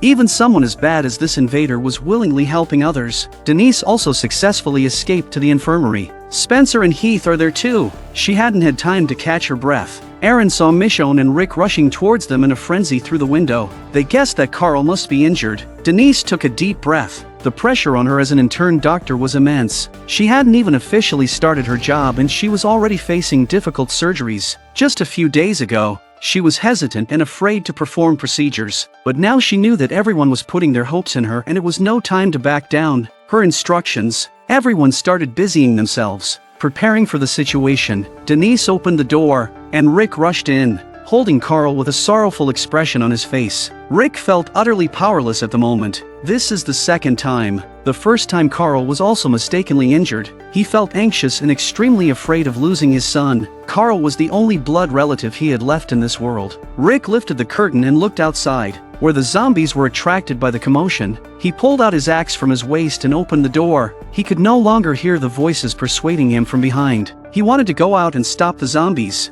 partly to avoid interfering with the surgery and partly as an outlet for his emotions. Every swing of his axe was a lethal blow, fueled by anger and significantly enhancing his combat prowess. The zombies were quickly drawn to him. Michonne was also distraught in the house and she was worried about Rick. Aaron suggested they go out and help him, otherwise he would not have survived at all. Spencer, although fearful, decided to join them. It's a battle to the death. Rick was running out of strength when Michonne and the others finally arrived. Their presence immediately relieved a significant amount of pressure from him. They formed a circle back to back and retreated immediately after killing the walkers. This is the tactic Rick taught them earlier. In this way, they make sure they have their backs to teammates. Other survivors watched the intense battle outside, and a surge of determination welled up within them. They couldn't just watch Rick and the others fighting outside while they stayed cowered inside. Soon, they joined them. This gave Rick a boost of confidence. If the hearts of the people are in it, the mountains can move. Slowly the group grew and they killed as they went so that they wouldn't be trapped by the zombies. Gabriel heard them too. He too has made a decision. He entrusted Child to one of the women and picked up a long knife from a chair. What are you doing?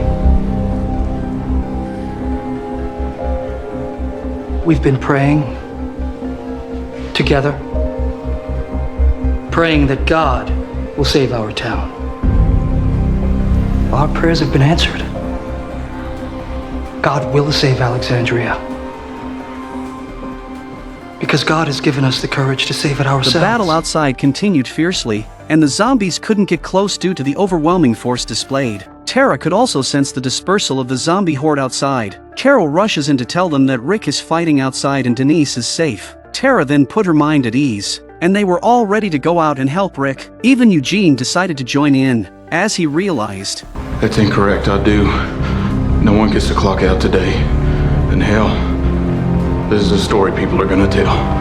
They were all old members of Rick's crew and their ability to kill zombies was undeniable, except for Eugene. Glenn and Enid rushed to the edge of the fence. By now the shelf Maggie is on is shaking. Glenn quickly instructed Enid to help Maggie, and he himself shouted and shot to attract the zombies. Maggie looks down. He's really not dead. She wanted to embrace Glenn, the only person who disregarded his own safety and led the zombies away from her. Enid successfully climbed up as well.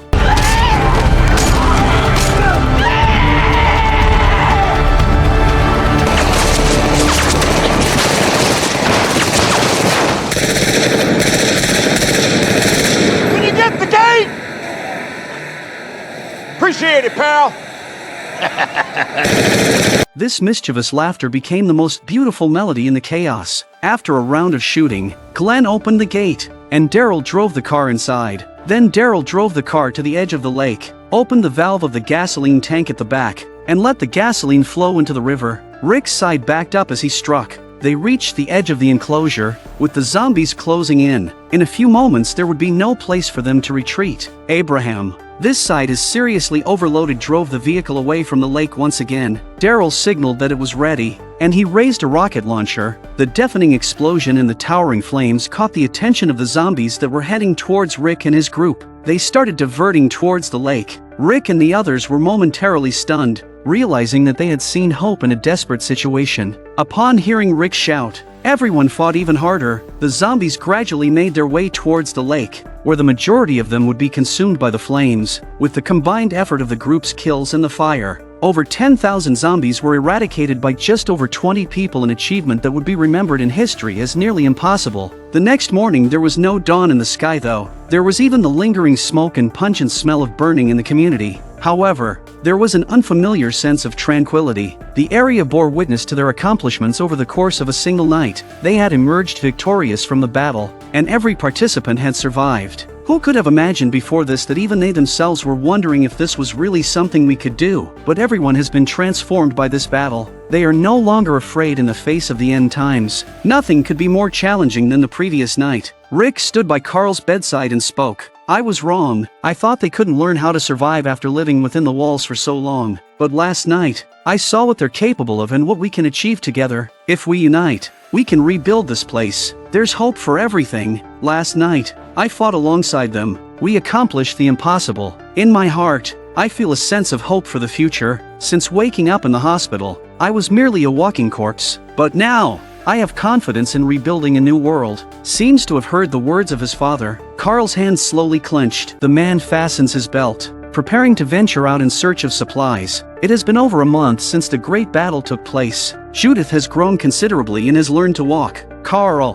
whom everyone was most concerned about, has also recovered, although his right eye remains permanently disabled. However, he does not let it bother him. After a month of rebuilding, the community's life has once again stabilized. Today, Rick's partner for the outing is Daryl. Denise asks him to bring back some soda. They set off. Everything seems to be going well in the community, except for the lack of sustainable food resources. Rick said in the car that statistically speaking it should be a good day and luck should be on their side. The two brothers turn on the music and cheerfully enjoy the rhythm. It's been a while since they felt this relaxed. After driving for a while, they pass by a farm and decide to take a chance. They cautiously examine the surroundings after getting out of the car. This is a necessary step when searching for supplies. Then they open the house's door, and Rick quickly investigates. There is only one truck inside and there is no danger. Daryl opens the truck door and discovers it filled with food. Rick's prediction turns out to be correct. Their good luck has finally arrived. Rick picks up a toothpaste, which Michonne had repeatedly reminded him to find,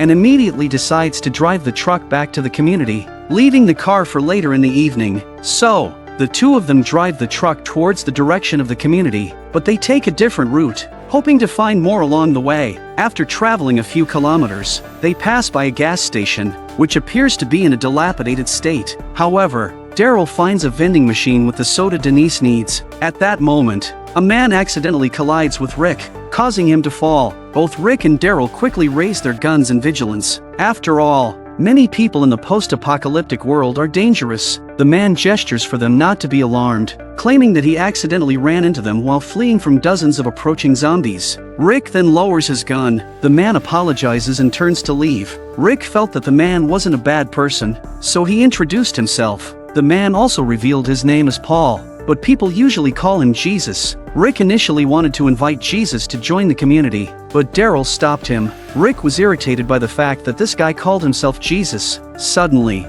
gunshots could be heard from behind them. Both of them immediately grabbed their guns and went to investigate. The sound was coming from the back of a house. When they arrived, they found out it was just firecrackers. Daryl quickly realized let Rick see if the car keys are still there. As expected, the person who had bumped into Rick had stolen the keys. When they ran out, the guy had dropped Daryl's backpack and driven off in the car. Rick and Daryl were infuriated and couldn't let it slide. They had to find that damn guy, especially because the car was filled with so much food. So, they ran along the road in pursuit. However, they only came across the vending machine on the way. Daryl broke it open and took out some meals ready to eat and sodas, which were originally meant for Denise, but they were too thirsty and needed to hydrate. Rick didn't have the mindset to recruit Jesus anymore. He just wanted to find him and give him a beating. After running for another half an hour, they finally spotted the car. The guy seemed to be fixing the tires. To avoid alerting him, the two good brothers approached slowly from the woods. As Jesus finished his work,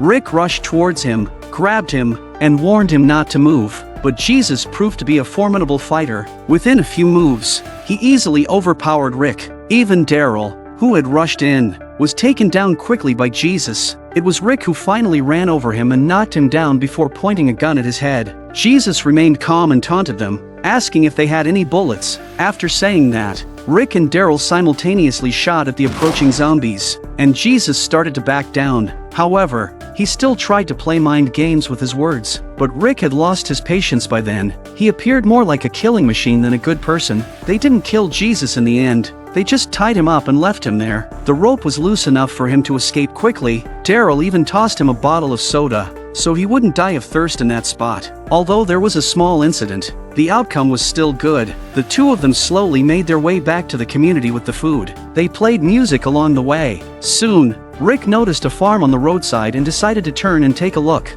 However, Daryl noticed that whenever the car jolted or turned, there was a noise on the roof. Daryl had a hunch that the bastard was up there. Rick abruptly hit the brakes and stopped the car. As expected, the guy had somehow made his way onto the roof again. Jesus stood up and taunted them, then turned and ran. Both Rick and Daryl were furious, especially Daryl. Without saying a word, they got out of the car and went after the bastards. A chase ensued, and the guy was slippery like an eel. Rick also stopped the car and killed the few zombies in the area. Jesus circled around and made his way back to the truck, intending to steal it again and escape, but Daryl caught up and tried to drag him out. However, just as they were engaged in a tug-of-war, a zombie appeared behind Daryl. Getting closer, Jesus grabbed the handgun from the seat and aimed it at Daryl. Daryl, who was in a good mood at first, has been sickened by this guy all day. However, while trying to pull him out, Daryl accidentally hit the handbrake. The car started tilting towards the lake. Both of them realized something was wrong and jumped out of the car. Jesus had some bad luck this time and got knocked unconscious by the door. After Rick dealt with the zombies, he turned around and witnessed the car sliding into the water. They looked at Jesus lying on the ground, and then at the truck, only one corner of which was left above the water. It had been a wasted day. It was all this guy's fault. They had expected to have good luck when they came out today. Daryl initially wanted to leave this guy behind, but Rick decided to take him along. Leaving him here is no different from waiting for death. This guy was slick, but not a bad person. He indirectly saved Daryl's life earlier. By now, it was getting late, and they didn't want to search for supplies anymore. So, they found another car and brought Jesus back to the community. When they arrived, it was already nighttime. Rick took him to the infirmary first to check for serious injuries. They confirmed that he was only unconscious. They locked him in the basement, leaving a cup of water and a note that said, "You're injured. I brought you here. You're safe." Rick, the two brothers couldn't help but sigh.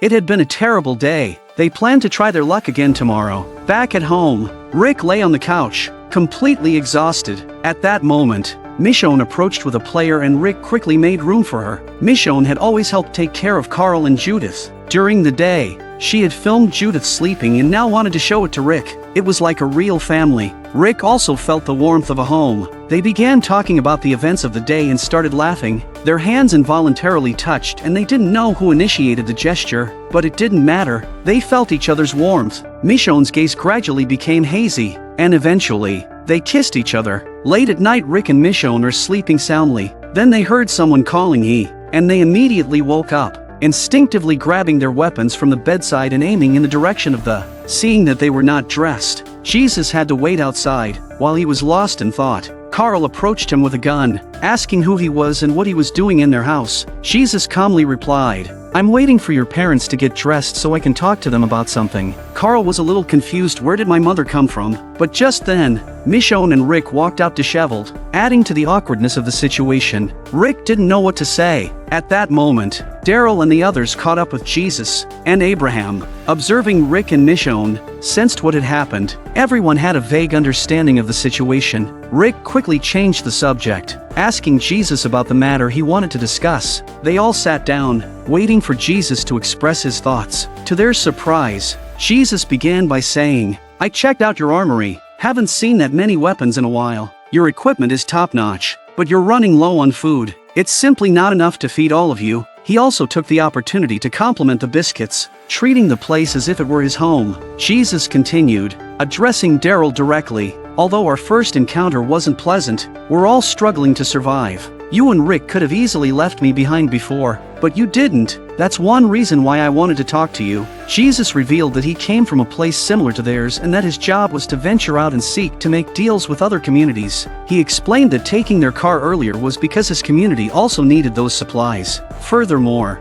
he acknowledged that both Rick and Daryl might seem intimidating and not like good people, but he had misjudged them. He saw that this was a good place, and he believed they could help each other. Jesus mentioned that their community raised livestock, grew vegetables, tomatoes and sorghum, and that they had abundant resources. Rick questioned how they could trust Jesus, and Jesus was honest in his response. He suggested that they could accompany him back to his community, which they could reach within a day. He assured them that they could see for themselves who they were and what they could offer. Maggie also raised a question, asking if Jesus had traded with many groups before. This was something everyone was curious about, especially considering Jesus' mention of multiple communities in the area. They decided to go and see that food was indeed a necessity for their community. Rick bid farewell to his son and instructed Carl to take care of his sister and protect the community. He also mentions his relationship with Michonne, which Carl accepts, and he also gets on very well with Michonne. Without further delay, the group set off towards the location mentioned by Jesus, aiming to arrive as soon as possible. This time, the members going were the core members of the community, and Maggie also volunteered as she was currently managing internal affairs. However, when they arrived at a small town, they noticed a flipped car on the side of the road, indicating that an incident had just occurred. Jesus looked visibly disturbed and explained that this was someone from his community. Rick grew cautious, finding the timing too coincidental. As Jesus examined the scene, Rick pointed his gun at him, warning him not to play any tricks. Jesus urgently explained that his people were definitely in trouble. They had a limited number of fighters. He asked Rick to lend him a gun. Jesus planned to go and check on his teammates nearby. Daryl immediately refused Jesus' request. They followed the traces and arrived at a house where the survivors would likely be if they were still alive. It became a dilemma whether they should enter, as it could potentially be a trap. Rick quickly made a decision. They would go in and rescue the people, but Jesus had to stay behind as a hostage. Jesus understood the urgency of the situation and extended his hands for Rick to handcuff him. Rick instructed Maggie to stay and keep watch, ready to kill Jesus if they heard a whistle signal. The group entered the house, splitting up to search for survivors. Glenn and Daryl encountered two zombies in the hallway and swiftly dealt with them. Finally, they found a survivor crouched in the corner of a room. Meanwhile, Abraham heard screams and hurried towards the source. Just as he saw a figure stumbling out of a room, he instinctively grabbed the person's neck, ready to attack. He realized it was a living person when a flickering light came on. He almost killed him. At that moment, Daryl shouted for everyone to retreat since they had found all the people they were looking for. Rick also found two individuals. Jesus had not lied, so they set off together again. Glenn looked at the man he had saved earlier, who was now handling medicine. Suddenly, the man looked up. Maggie is staring at him dumbfounded. He took the opportunity to introduce himself as Harlan. Maggie responded with her own introduction, mentioning her husband, Glenn. Glenn then asked the question that had been on his mind. After Harlan listened and glanced at Maggie, he understood. The better news was that Harlan revealed he used to be an obstetrician-gynecologist. "You saved me again, so it's your good fortune too." Glenn also had a big stone dropped in his heart. After all, having a baby in a post-apocalyptic world is too dangerous. Soon, the group arrived at Jesus' community. However, as they reached the guard tower, two individuals instructed them to halt and demanded they surrender their weapons to enter. Obviously, this was impossible as Rick wouldn't allow his people to be in danger. Harlan,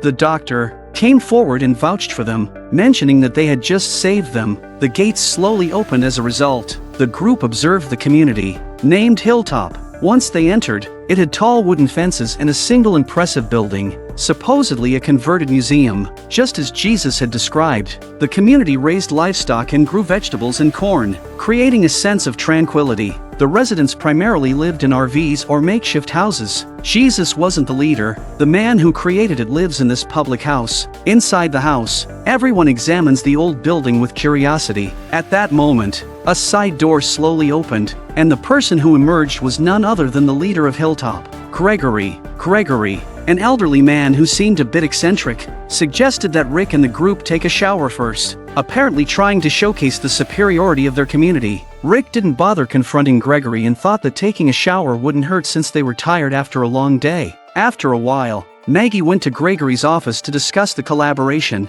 As soon as this old bastard laid eyes on a beautiful woman, his eyes lit up. Adopting a superior attitude and flaunting his own culture, Maggie didn't want to waste time and quickly got to the point of negotiation. However, Gregory continuously mocked Rick's community, belittled their resources, and boasted about the greatness of Hilltop. It was evident that he was trying to gain an advantage in the trade. Gregory bluntly stated that the food situation in Rick's community wasn't promising and that everything would collapse if people couldn't eat their fill. To put it bluntly, you have nothing. However, he claimed to be a good person and expressed his willingness to help, but not for free. Since Rick's group had limited resources, he suggested their people work in Hilltop in exchange. He specifically welcomed Maggie, emphasizing her beauty and asking, "What do you say, Darling? Maggie burned with anger after listening to Gregory's remarks. The old bastard was verbally harassing her. Maggie said directly and sarcastically that your community has no bullets or medical supplies at all and we can all help each other. At this point, Gregory announced the end of the negotiations straight away. After a while, some members from Hilltop returned from outside,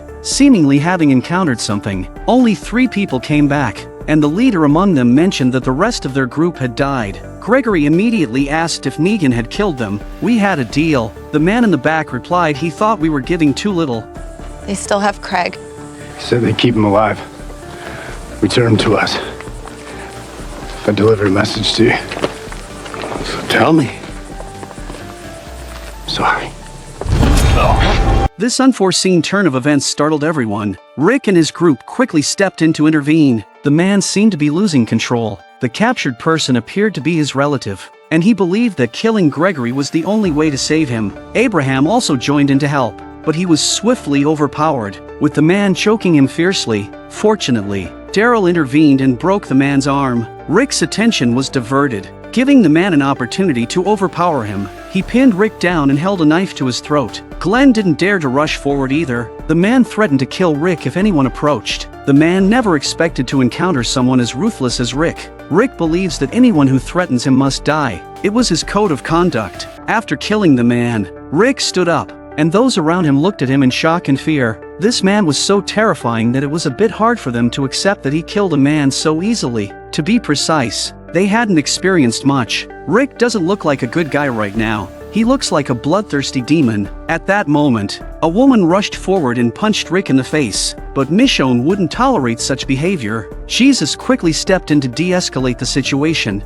not wanting further conflict between the two groups, because Rick and the others weren't at fault in this at all. With his intervention, the incident came to an end. Gregory survived with non-fatal injuries. Later, the group arrived at a meeting room. Rick was perplexed because they had mentioned the name Negan earlier. The group Daryl encountered before seemed to be connected to this Negan. Rick wondered who this person was. Jesus explained that Negan led a group called the Saviors, who emerged after they built their walls. They negotiated with Gregory, killed one of their own members, and brutally beat a 16-year-old boy to death. Gregory was too weak to resist, and while he wasn't the ideal leader in Jesus' eyes, he had established Hilltop. The Saviors demanded half of their supplies, including livestock, and 70% of everything they acquired each month. In return, they promised not to attack Hilltop. Daryl immediately asked why they didn't kill the Saviors. Jesus explained that most of the people in Hilltop didn't know how to fight. Rick was curious about the number of people in the Saviors, to which Jesus replied that they weren't sure, but they had seen around 20 at most. Abraham bluntly mentioned that a month ago, we blew their men to smithereens. Daryl was adamant that they would kill Negan and his savior and in return asked for some food and a cow. Jesus showed interest in Daryl's proposal, as he wasn't one to shy away from a fight. However, since he wasn't the leader, he needed to consult with Gregory. After a while, Gregory expressed his desire to continue negotiating with Maggie. After what had just happened, Gregory's arrogance had diminished. However, he remains fearful of the Savior and doubts that Rick and his team are capable of. Maggie confronted Gregory and informed him that they had dealt with people like Negan before, and those people were dead now. She also assured him that they would rescue Hilltop's captured members. Deanna had chosen Maggie as her assistant for a reason. Maggie made a serious demand before leaving. They must bring back half of the supplies to their community. She wasn't afraid of Gregory's refusal, stating that he would only exploit them further by aligning with Negan. If things continue like this, Hilltop Cottage will eventually be left with nothing. In the end, Maggie succeeded in the negotiation, and Gregory agreed to the terms. Rick decided to send the supplies back to their community before setting off. He also managed to convince the man who had clashed with them earlier to join them. This man was responsible for supplying Negan's base and had valuable information about it. Before leaving, Maggie and Glenn visited Dr. Harlan for a thorough examination. The good news was that their baby was healthy. A few minutes later, Rick and the others drove towards home. On the road, Glenn enthusiastically shared the pictures from earlier with Michonne. Michonne is happy for them too. It's a pity it's at such an eventful time. Abraham couldn't help but feel a tinge of envy. He, too, wanted to have a child, but he lacked the same courage and determination as Glenn. As mentioned in the last episode, Rick and the others pulled a lot of supplies back from Hilltop on the condition that they helped them get rid of Negan's Salvation army. The first thing Rick did upon returning was to have Sasha notify everyone to gather at the church for a meeting. This must be made clear to everyone. The meeting began quickly, and Rick addressed the group, explaining the terms of the trade and the behavior of the saviors. He spoke seriously, stating that these people enjoyed enslaving other communities and forcing them to provide resources. If they discover our community later, this place will be equally enslaved. Rick stressed the need for proactive action to eliminate them, not only to help Hilltop, but also to protect their own community. Afterwards, Rick asked for comments or ideas. They exchanged uncertain glances and ultimately turned their attention to Morgan. Morgan asked Rick if he was certain they would succeed. Rick replied with confidence, citing their experiences, combat skills, and mindset as reasons to believe in their victory. However, Morgan came up with another peculiar suggestion, stating that if they had the strength to defeat them, they should simply inform the saviors of this fact and give them a choice to retreat. Rick thought Morgan's idea was absurd. They needed to seize the advantage and catch the saviors off guard, not negotiate with them. The two of them ended up arguing in the church. Aaron also stood up, expressing his support for Rick by mentioning the previous attacks they had endured.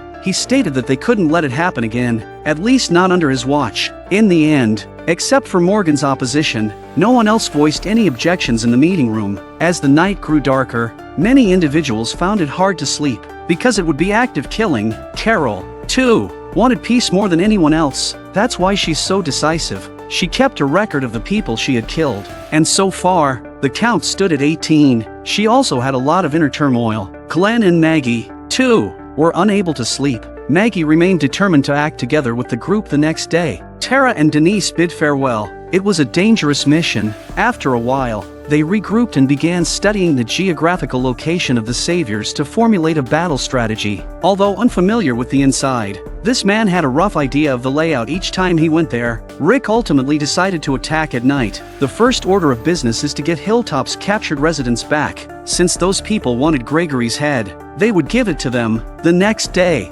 Rick and the others set out early and arrived at the road. They parked their cars and continuously honked the horn to attract the zombies. Rick instructed everyone to split up and find a substitute for Gregory. Glenn and Heath quickly took care of a few nearby zombies. One of them resembled Gregory, with a little haircut and beard trimming needed. Glenn severed the head of that zombie. After a while, the group gathered again for a meeting. Rick decided to wait until a few hours before dawn to take action when the guards would be tired, and the people inside would be asleep. If things didn't go well, they would retreat. They couldn't let the saviors know who they were during this operation, so Jesus stays out of the action to avoid being recognized. They would depart in the middle of the night. After saying that, everyone remained expressionless, revealing the heavy psychological burden each of them carried regarding taking lives. Rick went to Jesus' side, and they found 3 heads that resembled Gregory. They chose the most suitable one, although the nose didn't quite match. Rick didn't hesitate and punched the head a few times. Now it shouldn't be recognizable. They would say it was left in the fight, and at night it would not be noticed.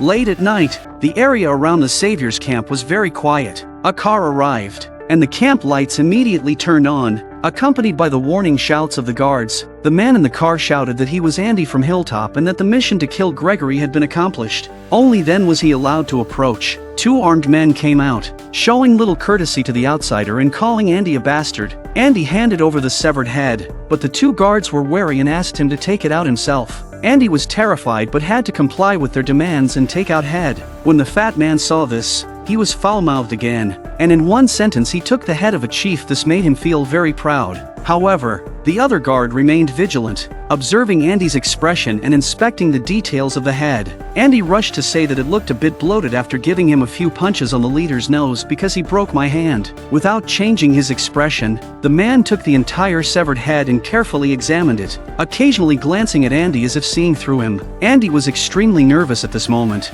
Fearing that he had been discovered, the man tossed the head aside, wiped the blood off his hands on Andy's body, and arrogantly berated him, even giving him a slap and demanding that he bring more supplies next week. Andy had no choice but to swallow his pride, as such humiliation was not unfamiliar to him. Then, the man turned around and headed back to the camp, while the burly man whistled contentedly. However, right after that, Rick's team swiftly assembled at the entrance and quickly removed the burly man's body, cleaning up the bloodstains on the ground as if nothing had happened. Their first priority was to ensure the safety of the hostages. Andy picked up the man's handgun and tucked it behind him, trying to calm his emotions once again. Soon, the man emerged with the hostages, taunting them for a moment before a sharp knife pierced through his body, the hostage to scream in terror. Andy covered his mouth in time, signaling that they were all allies. Rick got the key and threw it at them. Tara, Gabriel, and the others were responsible for keeping watch outside, while the rest entered the building. After following Rick for such a long time, their combat operations were already well organized, comparable to a professional military operation. Rick instructed Michonne and Daryl to search for the armory, while he led the others to eliminate the people inside. Every action had been carefully planned, as they had studied the layout beforehand. Rick opened a door, revealing a quiet room that was not the armory. However, as soon as they entered, they found the members of the Saviors sound asleep. Rick cautiously aimed his knife at a man's head and then suddenly exerted force, killing him. Killing someone in such a manner was undeniably brutal. Glenn and Heath also discovered two people sleeping in a dormitory. Glenn hesitated to kill someone who was asleep, as he couldn't bear it, but for the sake of the team's survival, despite knowing that these people were not good, and had done unimaginable things, seeing them sleeping innocently intensified Glenn's guilt. Heath, at this moment, was also preparing to take action. He's rarely done anything like this in his experience, so he's even more afraid to do it. If the burly man wanted to kill him, he would not hesitate to fight back. But with these men lying here for him to kill instead, he felt bad. In the end, Glenn killed the burly man on behalf of Heath. Glenn understood how difficult it was to kill someone for the first time. After completing these actions, they looked at the pictures on the wall. These are the pictures of these bastards killing people, their guilt washed away. These people deserve to die. Abraham continued deeper into the base, carefully examining each room. Finding the armory was their top priority. However, when Sasha tries to open a door, she finds it locked and guesses that there will be something important inside. She swiftly attempted to pry it open with a knife, but just then, a figure emerged behind Abraham. When the man saw them with their weapons, he cut and wounded Abraham. The man pressed the alarm before he died. An alarm was sounded throughout the base. Maggie and Carol realized the situation was dire and both wanted to rush in for support. However, Carol stopped Maggie, reminding her that she was now a mother and couldn't take risks like before. Meanwhile, Jesus and his group were on high alert. Initially, Rick's plan was to rescue the hostages and promptly return them to Hilltop. Even if the operation fails, they close the deal. But Jesus couldn't simply stand by and do nothing. He instructed Andy and the others to return first, while he masked himself and prepared to go in and support. Rick's group had already been exposed and could only engage the enemy head-on. These inexperienced thugs had no chance of surviving at the point of Rick's gun, as they were already exposed. They needed to kill them quickly before more people reacted. In another part of the base, Aaron heard footsteps and quickly hid in a room. However, he failed to notice a burly man charging towards him from behind. Fortunately, Aaron evaded just in time and killed the man with his knife. It was no time for mercy now. If it wasn't us, it was gonna be you. After dealing with the man, Aaron opened the door. Fortunately, Rosita killed another man, saving him from harm. Daryl and the others charged forward, killing their way through the hallway. Glenn and Heath are being chased. They have no choice but to hide in a room. It was only when Heath entered that they realized they had stumbled upon the armory. The door was already riddled with bullet holes from the gun outside. As the gunshots ceased, the people outside surely believed they were dead. Heath and Glenn immediately grabbed two guns and unleashed a barrage of fire towards the door, emptying nearly 60 rounds of ammunition. The few people outside are dead as a doornail. Just as they both breathed a sigh of relief, the man outside was surprisingly still alive. This is the next world.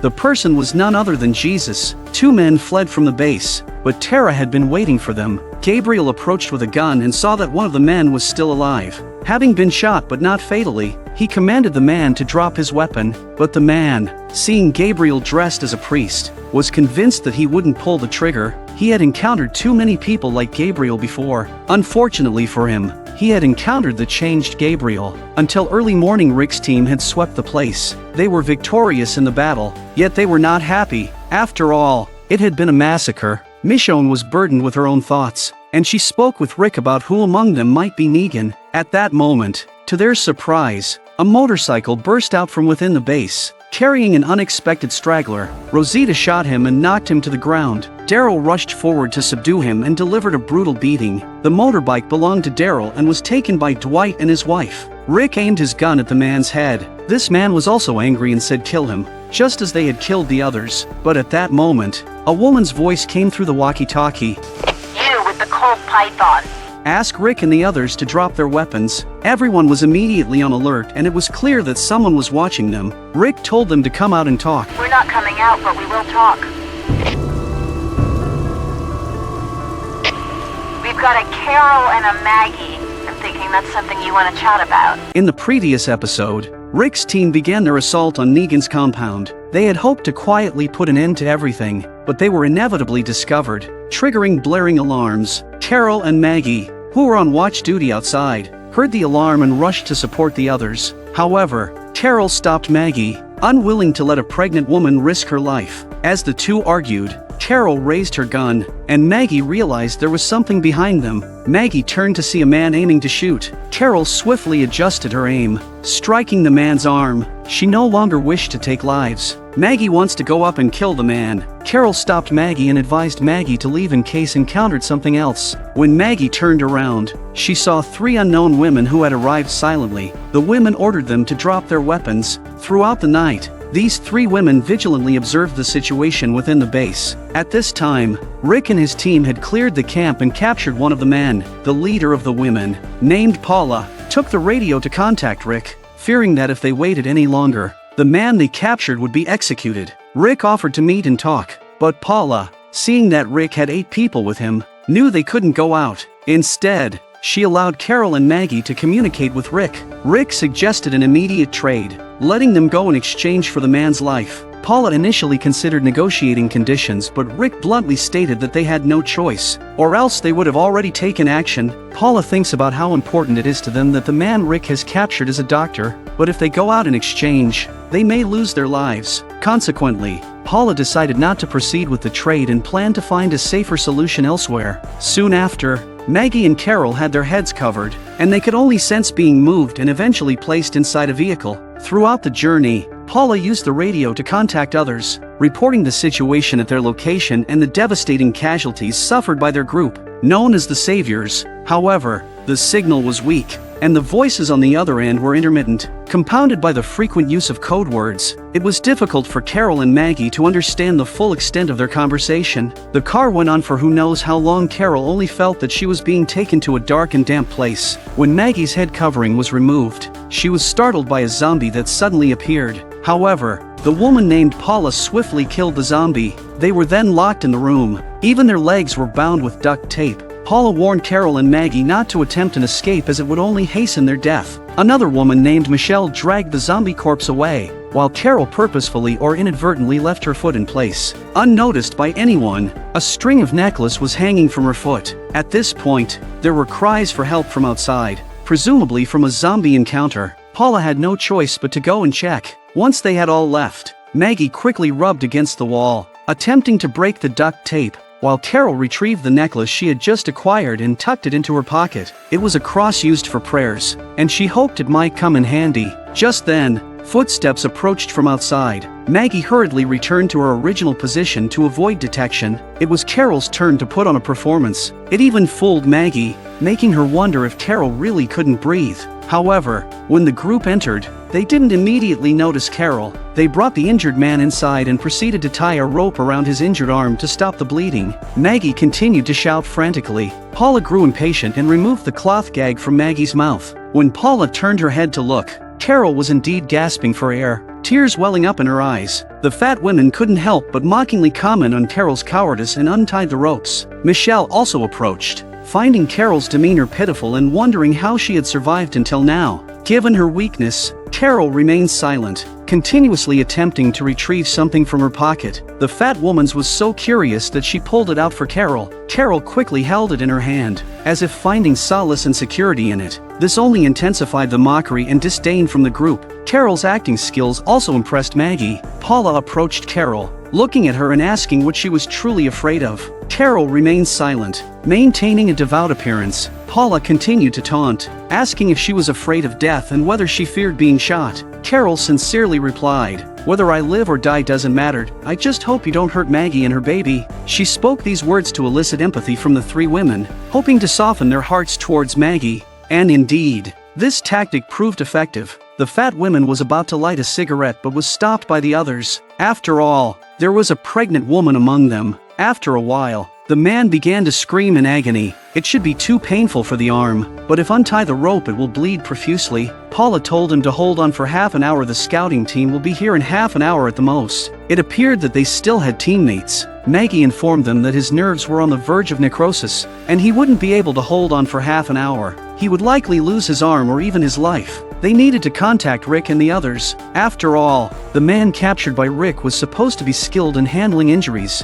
However, Paula, wanting to be cautious, decided to wait until the recon team arrived. Upon learning that he might die, the man's hatred for Carol grew stronger, and he was going to kill her. He questioned why she could sit there so calmly. Paula reminded him that they were hostages and urged him not to act recklessly. This man was Paula's assistant, usually subservient and obedient. But now, seeing Paula protecting Carol, he completely lost his sanity. He suddenly started self-harming, leaving everyone around bewildered. But after all, it was their internal matter. Paula was about to check on him when she was slapped aside. The man glared menacingly at Carol. Maggie immediately intervened, knocking the man down. However, he quickly grabbed Maggie by her hair. Carol pleaded beside them, fearing that the man would harm Maggie. After all, she was pregnant. Maggie was no weakling either, and she rammed through the man. Carol tightly clung to the man's leg. The man was now even more furious as he frantically kicked and punched Carol to let off steam. Paula snapped out of her daze and knocked the man down with a pistol,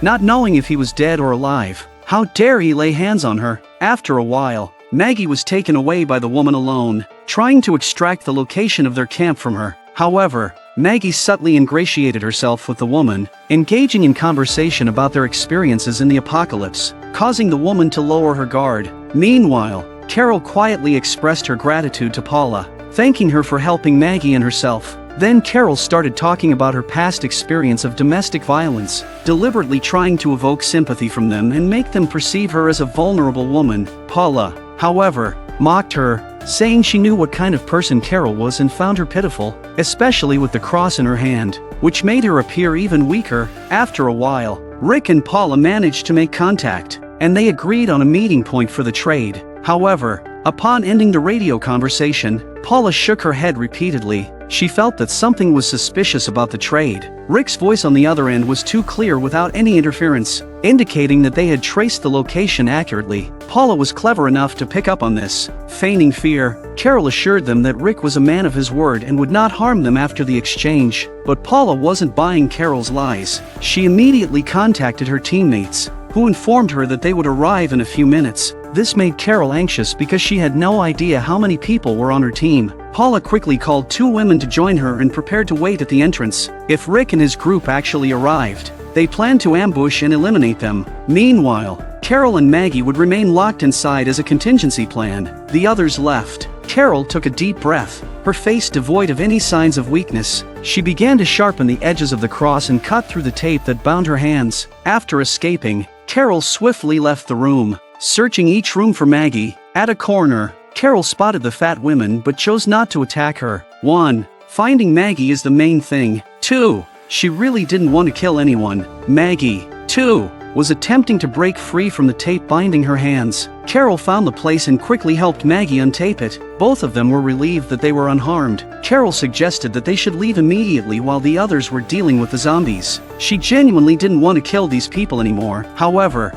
Maggie insisted on eliminating them. These people and their teammates couldn't be left alive. They returned to the room they were in earlier to find the man dead and soon to be turned into a zombie. Maggie came up with a plan. They needed to kill one of the women to obtain a gun. This zombie would be their opportunity. After a while, the fat woman finished clearing the hallway. As soon as she entered the room, a zombie lunged at her, tearing off a chunk of flesh. Maggie swiftly grabbed the woman from behind and subdued her with ease. Maggie continued to vent her frustration, mercilessly pounding on the woman, releasing her pent-up grievances. When Paula returned and witnessed the scene, Her anger reached its boiling point. Meanwhile, Carol had made her way to the corridor, only to realize that Paula had strategically blocked their escape route and prevented anyone else from entering. This Paula is really treating them like weak women. Just as they were about to leave, gunshots rang out. Paula pursued them, but her marksmanship seemed subpar. Carol aimed her gun directly at Paula and ordered her to leave. Maggie urged Carol to kill Paula.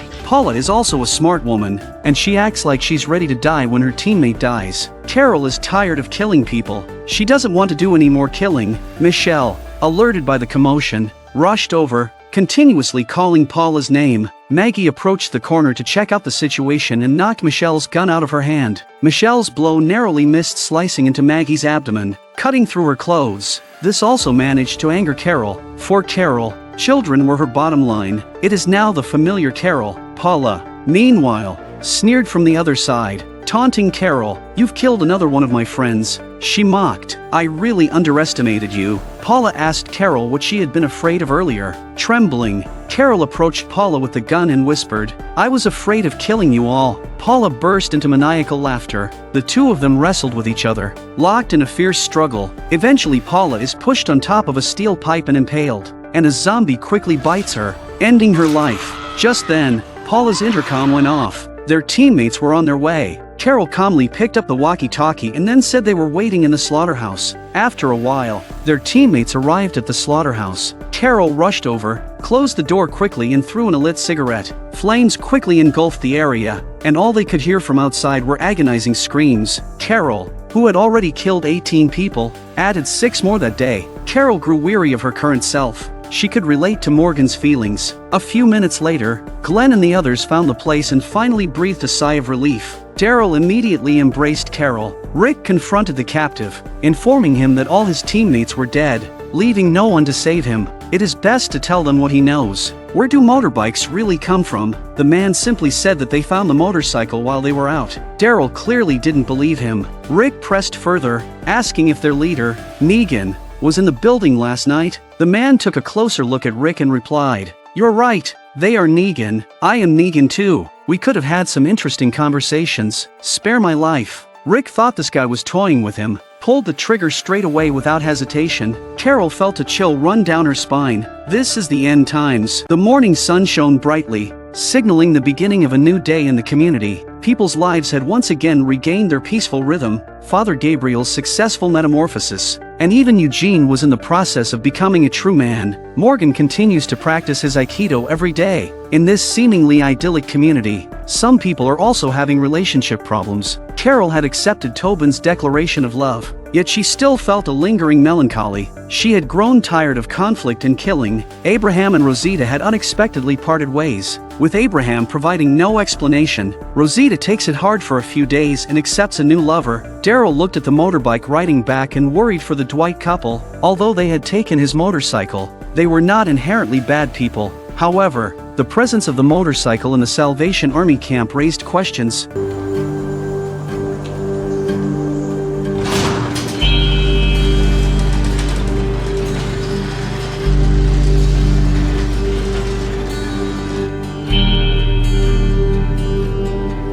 In the afternoon, Denise sought out Rosita and Daryl, requesting their assistance in searching for medicine. This time, Denise insisted on accompanying them, so they set off together towards the pharmacy Denise had mentioned. After traveling halfway, their path was obstructed by a fallen tree. They were left with no choice but to continue on foot for the remainder of the journey. It wasn't long before Eugene and Abraham came out too. Eugene had tied up his hair and actively engaged in weapon training and community duties, aspiring to become stronger. This time out it was Eugene's suggestion. He intended to show Abraham something remarkable. Half an hour later, they finally reached their destination in small-scale factory. Inside, various hardware machines filled the space. Abraham inquired about the purpose of their visit. Eugene said the unthinkable. To produce bullets here. Eugene had contemplated this idea for several days, realizing that both their ammunition supply and that of the hilltop were limited. Bullets were crucial for defense. Abraham was initially skeptical, but Eugene assured him confidently that bullet production was his area of expertise. He emphasized that with sufficient lead, they could manufacture ammunition. Abraham finally gives Eugene a rare compliment.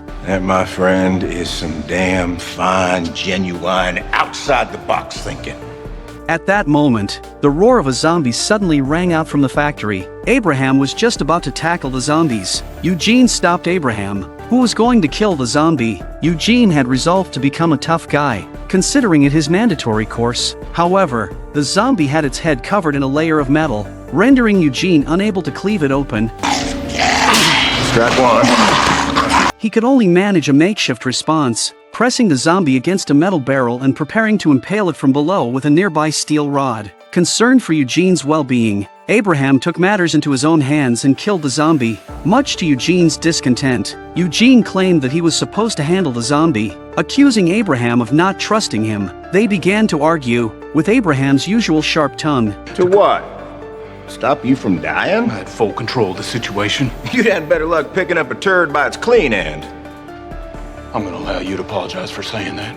Abraham, with a temper, emphasized that to survive in this world, Eugene should understand that manufacturing bullets and planning were his responsibilities. Dealing with zombies, living people, and even protecting Eugene were Abraham's duties. At that moment, Eugene bluntly spoke up. "Well, thanks for your protection, Abraham. You've been protecting me all along this journey, but from now on, I no longer need your protection. This is what I really think. You are no longer of use to me." These words left a sour feeling in Abraham's heart. Shortly after, Abraham left the scene, informing Eugene that he was heading back home. After all, Eugene didn't need his protection. Meanwhile, Daryl arrived at a grocery store. Finding the pharmacy Denise had mentioned, the medicines inside were well preserved, enough to last them for a long time. However, Denise's attention was drawn to a nearby shelf, where names were written on individual plaques.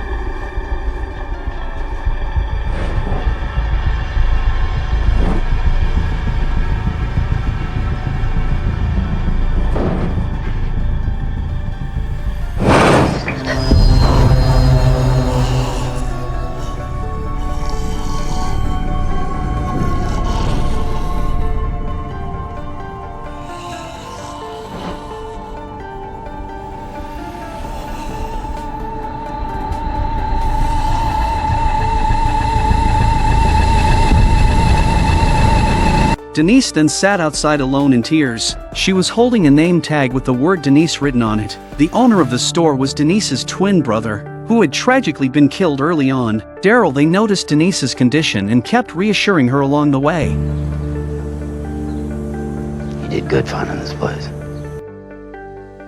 They soon started making their way back along the railroad tracks. As they passed by a vehicle, Denise approached to take a look inside. She noticed a refrigerator but also spotted a zombie inside. Daryl, they advised Denise to give up on the fridge idea. However, Denise had her own thoughts and opened the door, forcefully pulling the refrigerator towards her. Unfortunately, the zombie grabbed Dennis' hand and dragged it out of its seat as well. Daryl, they were alerted by the commotion and quickly rushed back to help.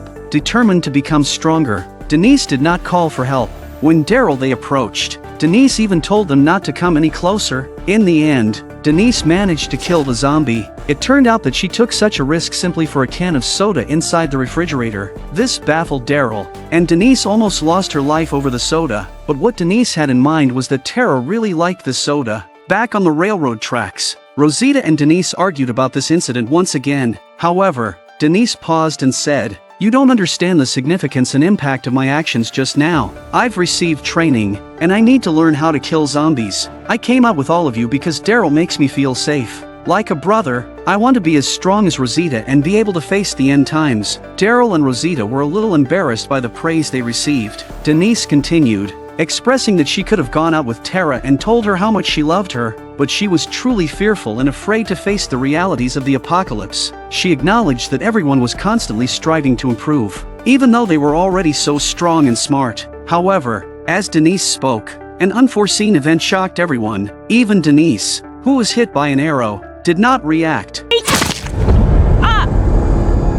The weapon that killed Dennis was the thing Daryl knew best. and that was Daryl's crossbow. Rosita quickly aimed her gun towards the direction of the forest, but soon, a group of armed men emerged from the woods. There was no chance of winning against them. The leader of the group shocked Daryl. It was Dwight, who had captured Eugene. Dwight's face was disfigured, and his demeanor had completely changed. He provoked Daryl and ordered his men to confiscate their weapons. Daryl deeply regretted not killing Dwight when he had the chance. Dwight was still smug, boasting about how well the crossbow worked. Eugene, kneeling on the ground, felt terrified. Eugene had a vague feeling that someone was there, and sure enough, Abraham was hiding behind a barrel. Abraham, though tough-talking, had a soft heart and hadn't actually abandoned Eugene. Rosita asked what Dwight wanted from them. Dwight's intention was to plunder, and he wanted Daryl and the others to lead the way into their community. If they refused, Eugene's head would be blown off. Eugene was terrified and suggested that if anyone had to be killed, it should be the person hiding behind the oil drum. There was another one of their companions there. That person was a complete bastard who deserved to die. Everyone turned their attention towards the oil drums, but they didn't see anyone. Dwight didn't want to take any chances and ordered his men to check. As the men with guns advanced, it was a move that really shocked them. Abraham took advantage of the chaos and managed to kill several of them. Daryl and the others fought back in the confusion.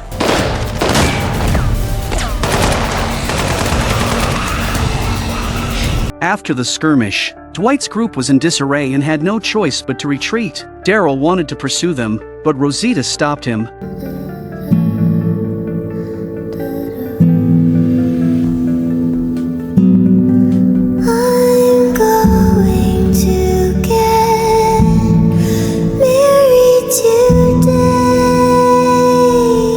Denise is dead. Now they have to save Eugene. He's been shot in the abdomen. Upon returning to the community, Eugene had been treated and was fine. Luckily, the bullet had only grazed him, and the brought-back medicines helped with his recovery. Eugene told Abraham that he didn't really intend to harm him earlier.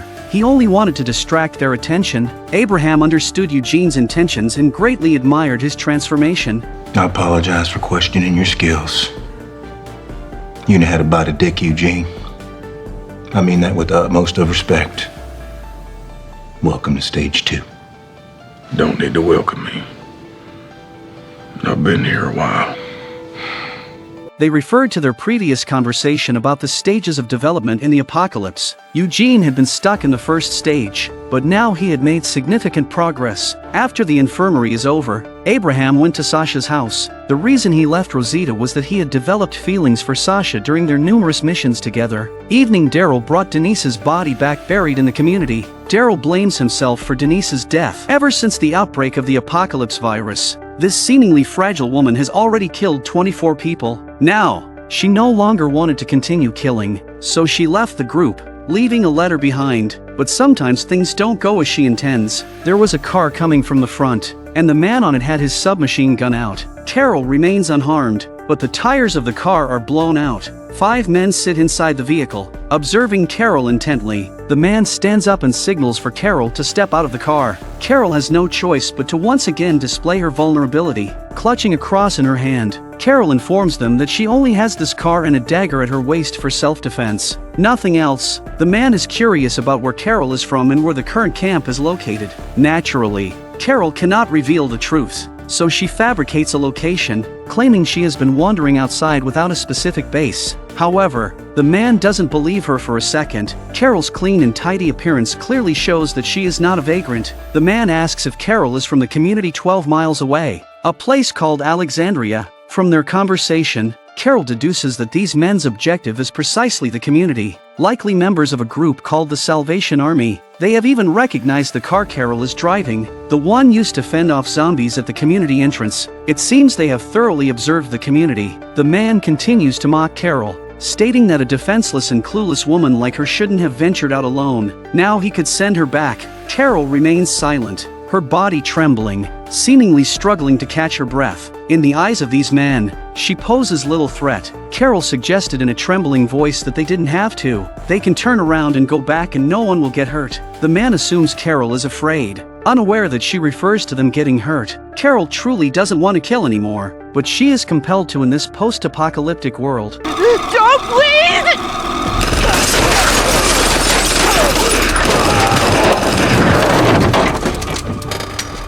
At that moment, the driver, who was thought to be dead, emerges and fires shots at Carol. Carol can only take cover behind the car and engage in a standoff with him. Meanwhile, the man cautiously approaches the car, searching for Carol, but awaiting him is a spear piercing through his body. Carol cautiously takes the man's handgun because she discovers that there is still one survivor behind the car, the man who initially acted the most arrogantly, with no gun in his hand. His fate is easily predictable. 10 minutes later, Carol departs. The man in the passenger seat sat up, watching all his teammates being killed with a pang of sadness in his heart. He never expected such a terrifying woman. After a few more minutes, Rick and Morgan arrived and saw the letter Carol had left, so they came up to look for it. The battle here seemed to have occurred recently. Rick picked up a spear, clearly looted by the Salvation Army from the hilltop. It seems the Salvation Army is more powerful than Rick thought. They inspected the area and found only 4 male corpses. Rick exclaims to Morgan, proud of Carol. Taking down 4 enemies single-handedly was truly remarkable. Both of them understood that Carol had left because she no longer wanted to kill. Morgan gazed at the bloodstains in the wasteland, surmising that Carol might have headed in that direction and might already be injured. They had no choice but to proceed along the grassy path. As they moved forward, the surviving man, who had been secretly observing them, emerged from the nearby woods. Just now he had been peeking. He, too, headed in that direction, determined to find the woman and seek revenge. Rick and Morgan continued for several miles, following the trail, but still didn't find Carol. However, they discovered bloodstains on the ground. If it was indeed Carol's blood, she was in grave danger. When they reached a farm nearby, they spotted a female zombie whose silhouette resembled Carol's. They let out a sigh of relief when the zombie turned around. It wasn't Carol. However, the corpse seemed to have died no more than a day ago. Suddenly, they heard noises coming from inside the farmhouse. They cautiously approached and discovered a pile of bodies. They caught sight of a man using a spear to kill zombies. Rick approached with his gun, causing the man to panic and retreat into the house. He loudly explained that he didn't want any trouble and was simply searching for his horse. Morgan also mentioned that he was looking for a friend, asking if the man had seen anyone. The man didn't answer but urged them to leave quickly as zombies were approaching. As expected, several zombies emerged. The man swiftly fled in the opposite direction. Rick wanted to shoot but Morgan stopped him, pushing him aside. It wasn't the time to argue. Dealing with the zombies was the priority. After a bit of fighting, the zombies were soon cleared away. Rick examined the spear, recognizing it as one manufactured by the hilltop. This person is most likely connected to the Salvation Army and may be after Carol. However, Morgan didn't share the same belief. Morgan felt that the man might have come from another camp and was genuinely looking for his horse. In the end, Morgan proposed that Rick return to the community to oversee matters. As the community needed him, Morgan would continue searching for Carol since so much was happening at once. As they parted ways,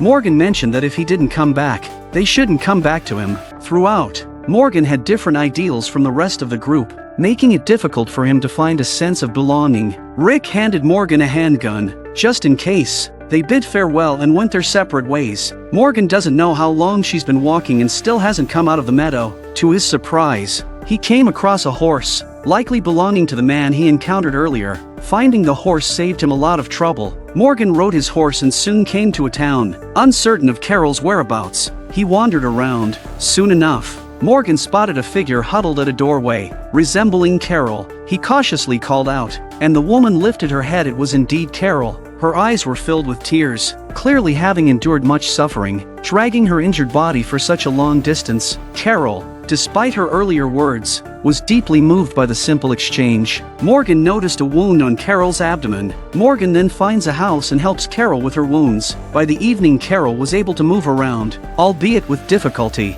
Morgan told Carol that everyone was out looking for her and they were worried about Carol. However, Carol insisted on not returning because she considered Rick and the others as family. She had killed for the sake of the team, but now she could no longer bring herself to do so. She believed that she no longer served any purpose to the team and was better off dying alone outside. Morgan didn't say anything else either. Slowly, Carol might figure it out. Morgan then came out to tackle the zombie outside as it kept making loud noises. When Morgan returned, he found that Carol had left quietly. Morgan had no choice but to mount the horse and pursue her. With her injuries, Carol wouldn't survive long on her own. By now, Carol was walking down the path with her luggage. Determined not to go back, Carol encountered a zombie that she tried to avoid due to her injuries. Unfortunately, another zombie lunged at her. leaving her defenseless. Any exertion caused intense pain from her wound, eventually killed the zombie but almost got bitten. Before Carol could catch her breath, a man attacked her, none other than the man from before.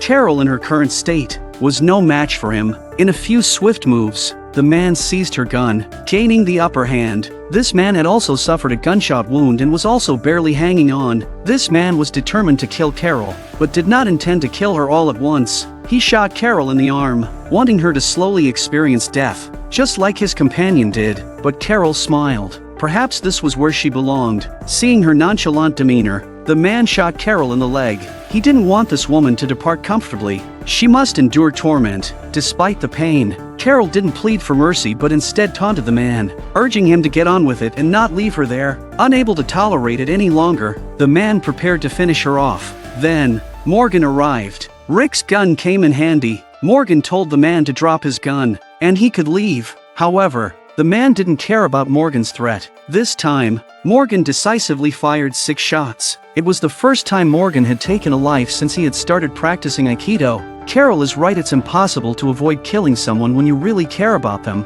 Morgan didn't dwell on it and quickly checked Carol's condition. Just as Morgan was uncertain about how to treat Carol's injuries, 2 people approached from behind, one of them being the man he had seen at the farmhouse. The man gestured for Morgan not to be nervous and asked what had happened. Morgan, with a calm expression, said that he had found the man's horse and also found his friend. They needed help now. In the community, Denise's death drove Daryl to lose his sanity. The killer was someone he had once helped. Immediately, Daryl disregarded the persuasions and rode his motorcycle alone, undoubtedly going for revenge. Glenn and Michonne, concerned, prepared to follow him. Rosita also headed there voluntarily since she knew where Daryl was going. Half an hour later, they arrived at the railroad where Denise was killed. Faint traces of blood could still be seen on the ground. Rosita felt hard inside. Michonne lifted the branch and, as expected, found Daryl hiding his motorbike there. It indicated that Daryl had already pursued them. By this time, Daryl had crossed the forest beside the railroad. Being skilled at tracking and confident in following their traces, he suddenly heard a noise from the woods. Daryl cautiously approached and decisively shot an arrow, narrowly missing Rosita, who had hurriedly arrived. Rosita also gave Daryl a reproachful look. They tried to persuade Daryl to go back, but he stubbornly claimed, "What are you guys here for?" Of course, Daryl wasn't angry at Michonne and the others. He was angry at himself. When Daryl went out to lure the zombies and encountered Dwight and his wife in that forest, those 2 bastards not only captured him but also held a gun to his head. However, when Daryl got out of the way, he saw their pitiful situation and volunteered to help them. If Daryl had been ruthless and killed them back then, Denise wouldn't have died. Now Daryl intended to accomplish what he had left unfinished. Eventually Rosita gave chase to help, having witnessed Denise's death with her own eyes. She couldn't bear it either. Glenn and Michonne decided to return to the community because they were needed there. Maybe those people would head to the community. Just as Glenn and Michonne were heading back, they encountered a large group of armed individuals in the forest, people led by Dwight. Under these circumstances, resistance was futile, and they also became captives of these people. Daryl and Rosita also made their way there. Glenn signaled for Daryl and Rosita to leave upon seeing them. Daryl asked Glenn not to speak and then picked up his crossbow, ready to rescue them. Dwight had been waiting there for a long time. It was during this time that Maggie, who had just cut her hair for convenience, suddenly felt pain in her belly. There was undoubtedly something wrong with the baby, and they had to find Harlan, the doctor at the hilltop. Rick quickly gathered their belongings, and Abraham and the others volunteered to accompany him. They were aware of the recent events and the presence of the saviors in the vicinity. The previous group they wiped out was probably only a portion, so it was unsafe to venture out. Eugene also joined them. He wanted to discuss bullet production with Rick on the way. Finally, Aaron also volunteered to go. Spencer was very worried about what would happen if the saviors attacked while they were away. Rick told Spencer that if the saviors really came, there was no need to confront them head-on. Let them wait for his return. The RV then departed toward the hilltop. Little did they know that it marked the beginning of a nightmare. As they traveled, a man was dragged onto the middle of the road. The leader of the group told him that they planned to use his death as a warning to others. The man was puzzled, as they had already killed all his people, but he was only greeted with a severe beating. Meanwhile, in the RV, Maggie worried about her baby and the saviors. Rick could only reassure her, saying that the doctor at the hilltop would help her recover. They had been through so much together, supporting each other all the way, and as long as they stood united, they could overcome anything. Feeling somewhat relieved after listening to Rick, Maggie calmed down. The RV drove for about 10 more minutes, and they encountered another group of people blocking their path. They saw a group of people blocking the road ahead and were unsure of their intentions. The posture of the group indicated that they had no immediate intention of violence. Rick naturally did not fire directly but politely walked out with his gun raised. The man opposite spoke up and said that this man belonged to a disobedient team and used threatening language. Rick did not want to get into a fight with them and said he was willing to negotiate and resolve any conflict peacefully. The man smiled in response to Rick's attitude and then stated that they should surrender all their weapons and one of them would be killed. According to their rules, he insisted that as long as they obediently followed their instructions, everything would be fine. Upon hearing this, Rick decided not to be polite anymore. He tightened his grip on his gun and firmly rejected their terms. He even expressed his intention to have them hand over their belongings, but he emphasized that he wouldn't kill any of them. In fact, he didn't want to kill anyone anymore. The man on the other side was also very angry at hearing this.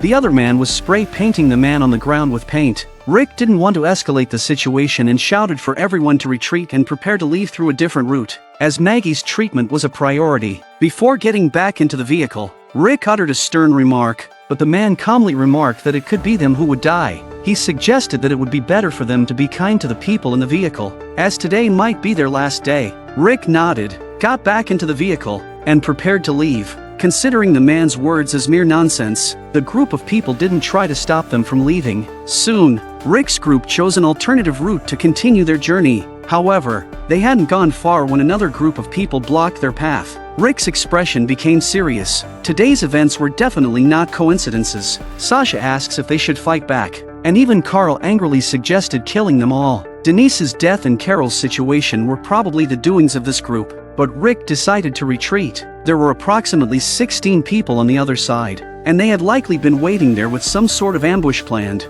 Rick's group had only 5 people capable of fighting, aside from the driver, so their only option was to turn around and choose another route. Rick instructed to reverse the car slowly. The leader of the opposing group walked forward and fired several shots into the air, while Rick and his team remained on high alert, ready to respond if they made any aggressive moves. However, the other group remained unchanged and didn't try to stop them. The vehicle successfully turned around and headed towards another route. While in the vehicle, they analyzed the situation. Both groups were using the same type of weapons, indicating that they were part of the same team. But as they continued on their way, they encountered another obstacle. This time, there were numerous zombies tethered to block the road. The group cautiously got out of the vehicle and remained on guard. After inspecting the surroundings and finding no hidden attackers, they noticed something unsettling. One of the zombies had 2 crossbow bolts in it. They started to worry that Daryl and the others had been captured or killed.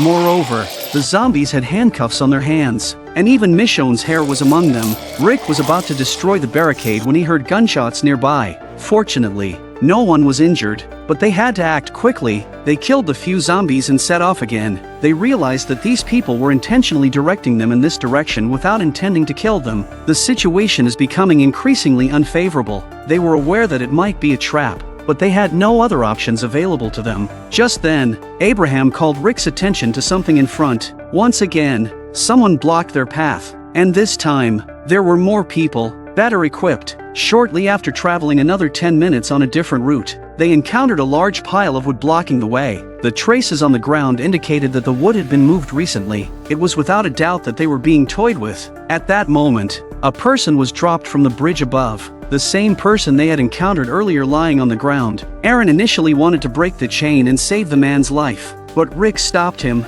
They needed to conserve their bullets. They watched as the man kept struggling and eventually lost his breath. This can't be blamed on Rick's cruelty. Right now, they themselves are in danger. In the past, even when faced with great difficulties, Rick had the confidence to overcome them. But today, it was evident that the initiative was in someone else's hands. The reason they threw this person in front of them was to intimidate them psychologically. It was meant to crush their spirits. At this moment, the wood blocking their path started to burn. From that direction came the voice of the leader, telling them to consider this day their last and to quickly leave this place and continue to their destination. This survivor team, no matter which path they take, gets intercepted each time. But then we can start moving forward on business.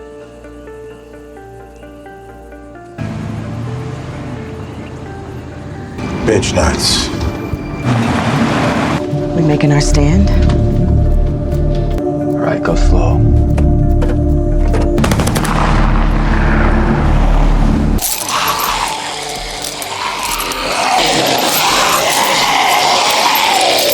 Get back to the RV! Go! Rick!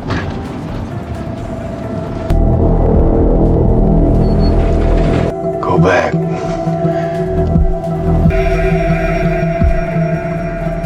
This is already their fourth change of direction. Next, they stopped the car and discussed their countermeasures. Maggie's condition was critical. You're gonna be okay. The baby's gonna be okay. This isn't it. This isn't it. There's more. There's gonna be more. I believe in you, Rick. And they urgently needed a doctor. Now, there are only two possible roads to take, but they might also encounter interception again. At this moment, Eugene spoke up, saying that the interceptors always seem to appear ahead or behind them. But have you ever considered that they are waiting for this beat-up car? When the time comes, one person will drive the car while others quietly leave on foot. Moreover, it's getting dark soon, making it less likely to be noticed. The rest of the team nodded in agreement, so they waited until nightfall. This time, Eugene took the initiative to drive, willing to play along with their game. Afterward, Eugene handed a blueprint to Rick, detailing how to produce bullets. He was afraid he wouldn't survive. Abraham came over and cautioned Eugene, "Go easy on the gas pedal. Don't drive too fast." Abraham, being a tough guy, couldn't express his emotions in a sentimental way. How come you never let me drive the truck? I didn't think you could do it.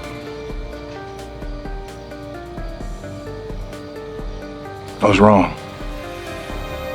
You're a survivor. You always were. We just didn't know it.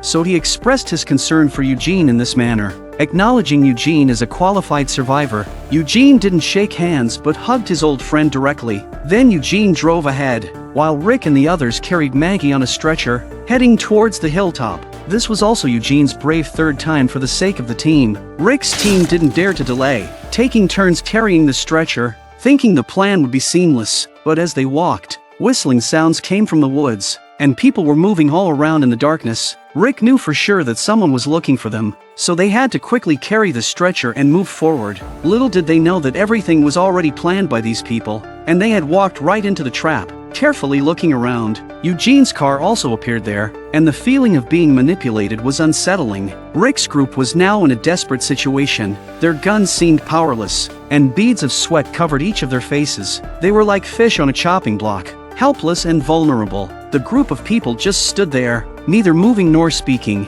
creating an eerie and terrifying atmosphere. It was only then that Rick's team noticed Eugene had already been caught and had clearly been beaten up. At that moment, the leader stepped forward, speaking words of welcome, but then demanded they surrender their weapons. Rick was genuinely afraid, his voice trembling. Several burly men then stepped forward to take away Team Riker's weapons. It was something they couldn't resist. The leader, named Simon, ordered Rick's team to place the woman from the stretcher on the ground and kneel in line. Under the circumstances, Rick's team had no choice but to comply. Maybe there was still a slim chance through negotiation. Rick felt powerless like never before, his face showing a mix of fear and confusion, as if tonight could be their end. It was then that Dwight emerged, bringing with him his spoils Michonne and the other three. Daryl wasn't dead, just severely injured, and they were also made to kneel. Glenn lifted his head and saw his wife. Simon shouts out, "Your team's all here, now meet the boss of the Saviors." Shortly after, Simon knocked on the door of the RV,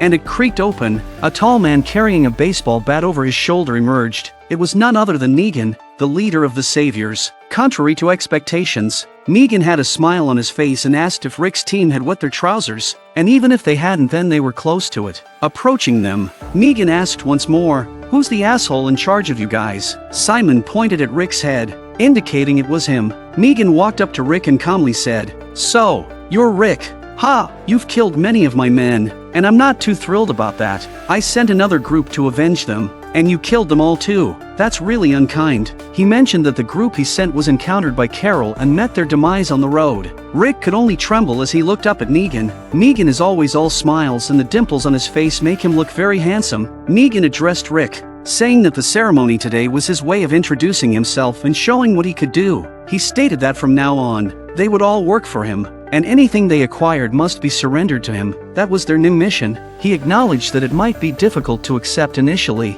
but they would eventually come around. Rick, you've dominated and built safe neighborhoods. Do you think you're safe? I can understand that, but a new world order has been created and the truth is you are not safe. You're even fucked. Negan warned that not following his orders would make their situation even worse. He demanded half of the community's resources, and the definition of half would be determined by the saviors. If they couldn't give enough, they should scavenge, produce, or even steal to make up for it. They were now under the saviors' control, and the more they resisted, the harder it would be for them. Negan announced that his men would visit their community weekly to collect their share, and they must welcome them openly. If they failed to provide, they would lose some of their people. Negan emphasized that he didn't want to kill Rick's people, as then who would work for him? He didn't want to tend to a vegetable garden himself. But Rick, you've killed my men, a lot of them, more than I can take. He went on to introduce his weapon, named Lucille, specifically designed for bashing people's heads in. Then Negan hovered in front of Rick's team, preparing to choose someone to make an example of. Despite enduring so much hardship, the tension was suffocating. Abraham, being the tough guy that he was, remained as proud as ever. He defiantly looked up at Negan, holding his head high, showing no signs of weakness. However, Negan simply made a sarcastic remark about Abraham's beard and didn't pay him further attention. Negan continued pacing in front of them until he stood in front of Carl. He still had a smile on his face as he playfully told Carl to relax a little and maybe shed a tear or two, at least. Fortunately, Negan didn't select Carl to act upon and continued walking, until they stopped in front of Maggie and said, "You look shitty. I should just put you out of your misery right now." No! God! Nope. Nope, get him back in line. No. Don't.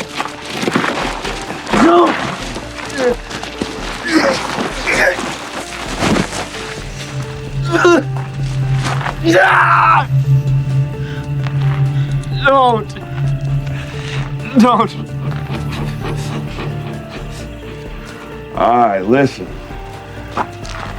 Don't any of you do that again.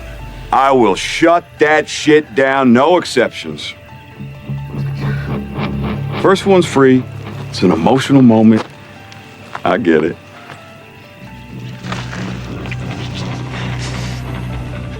Sucks, don't it? The moment you realize you don't know shit. It's your kid, right?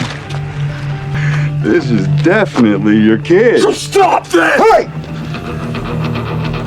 Do not make me kill the little future serial killer. Don't make it easy on me.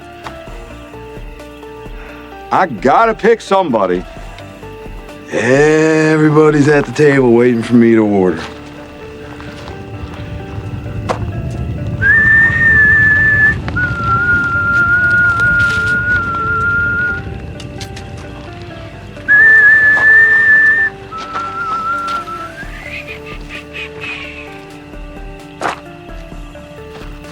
I simply cannot decide.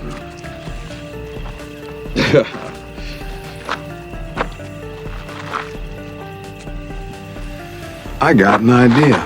Negan looked at them playfully and thought it was just too hard to choose. He suddenly had a new way to play the game, that is to point the generals. Whoever you point at the end will die. This method is very fair. As Negan pointed his baseball bat at each person, their hearts skipped a beat, imagining the image of themselves getting their heads bashed in. Finally, Negan finished making his selection. Told me to pick.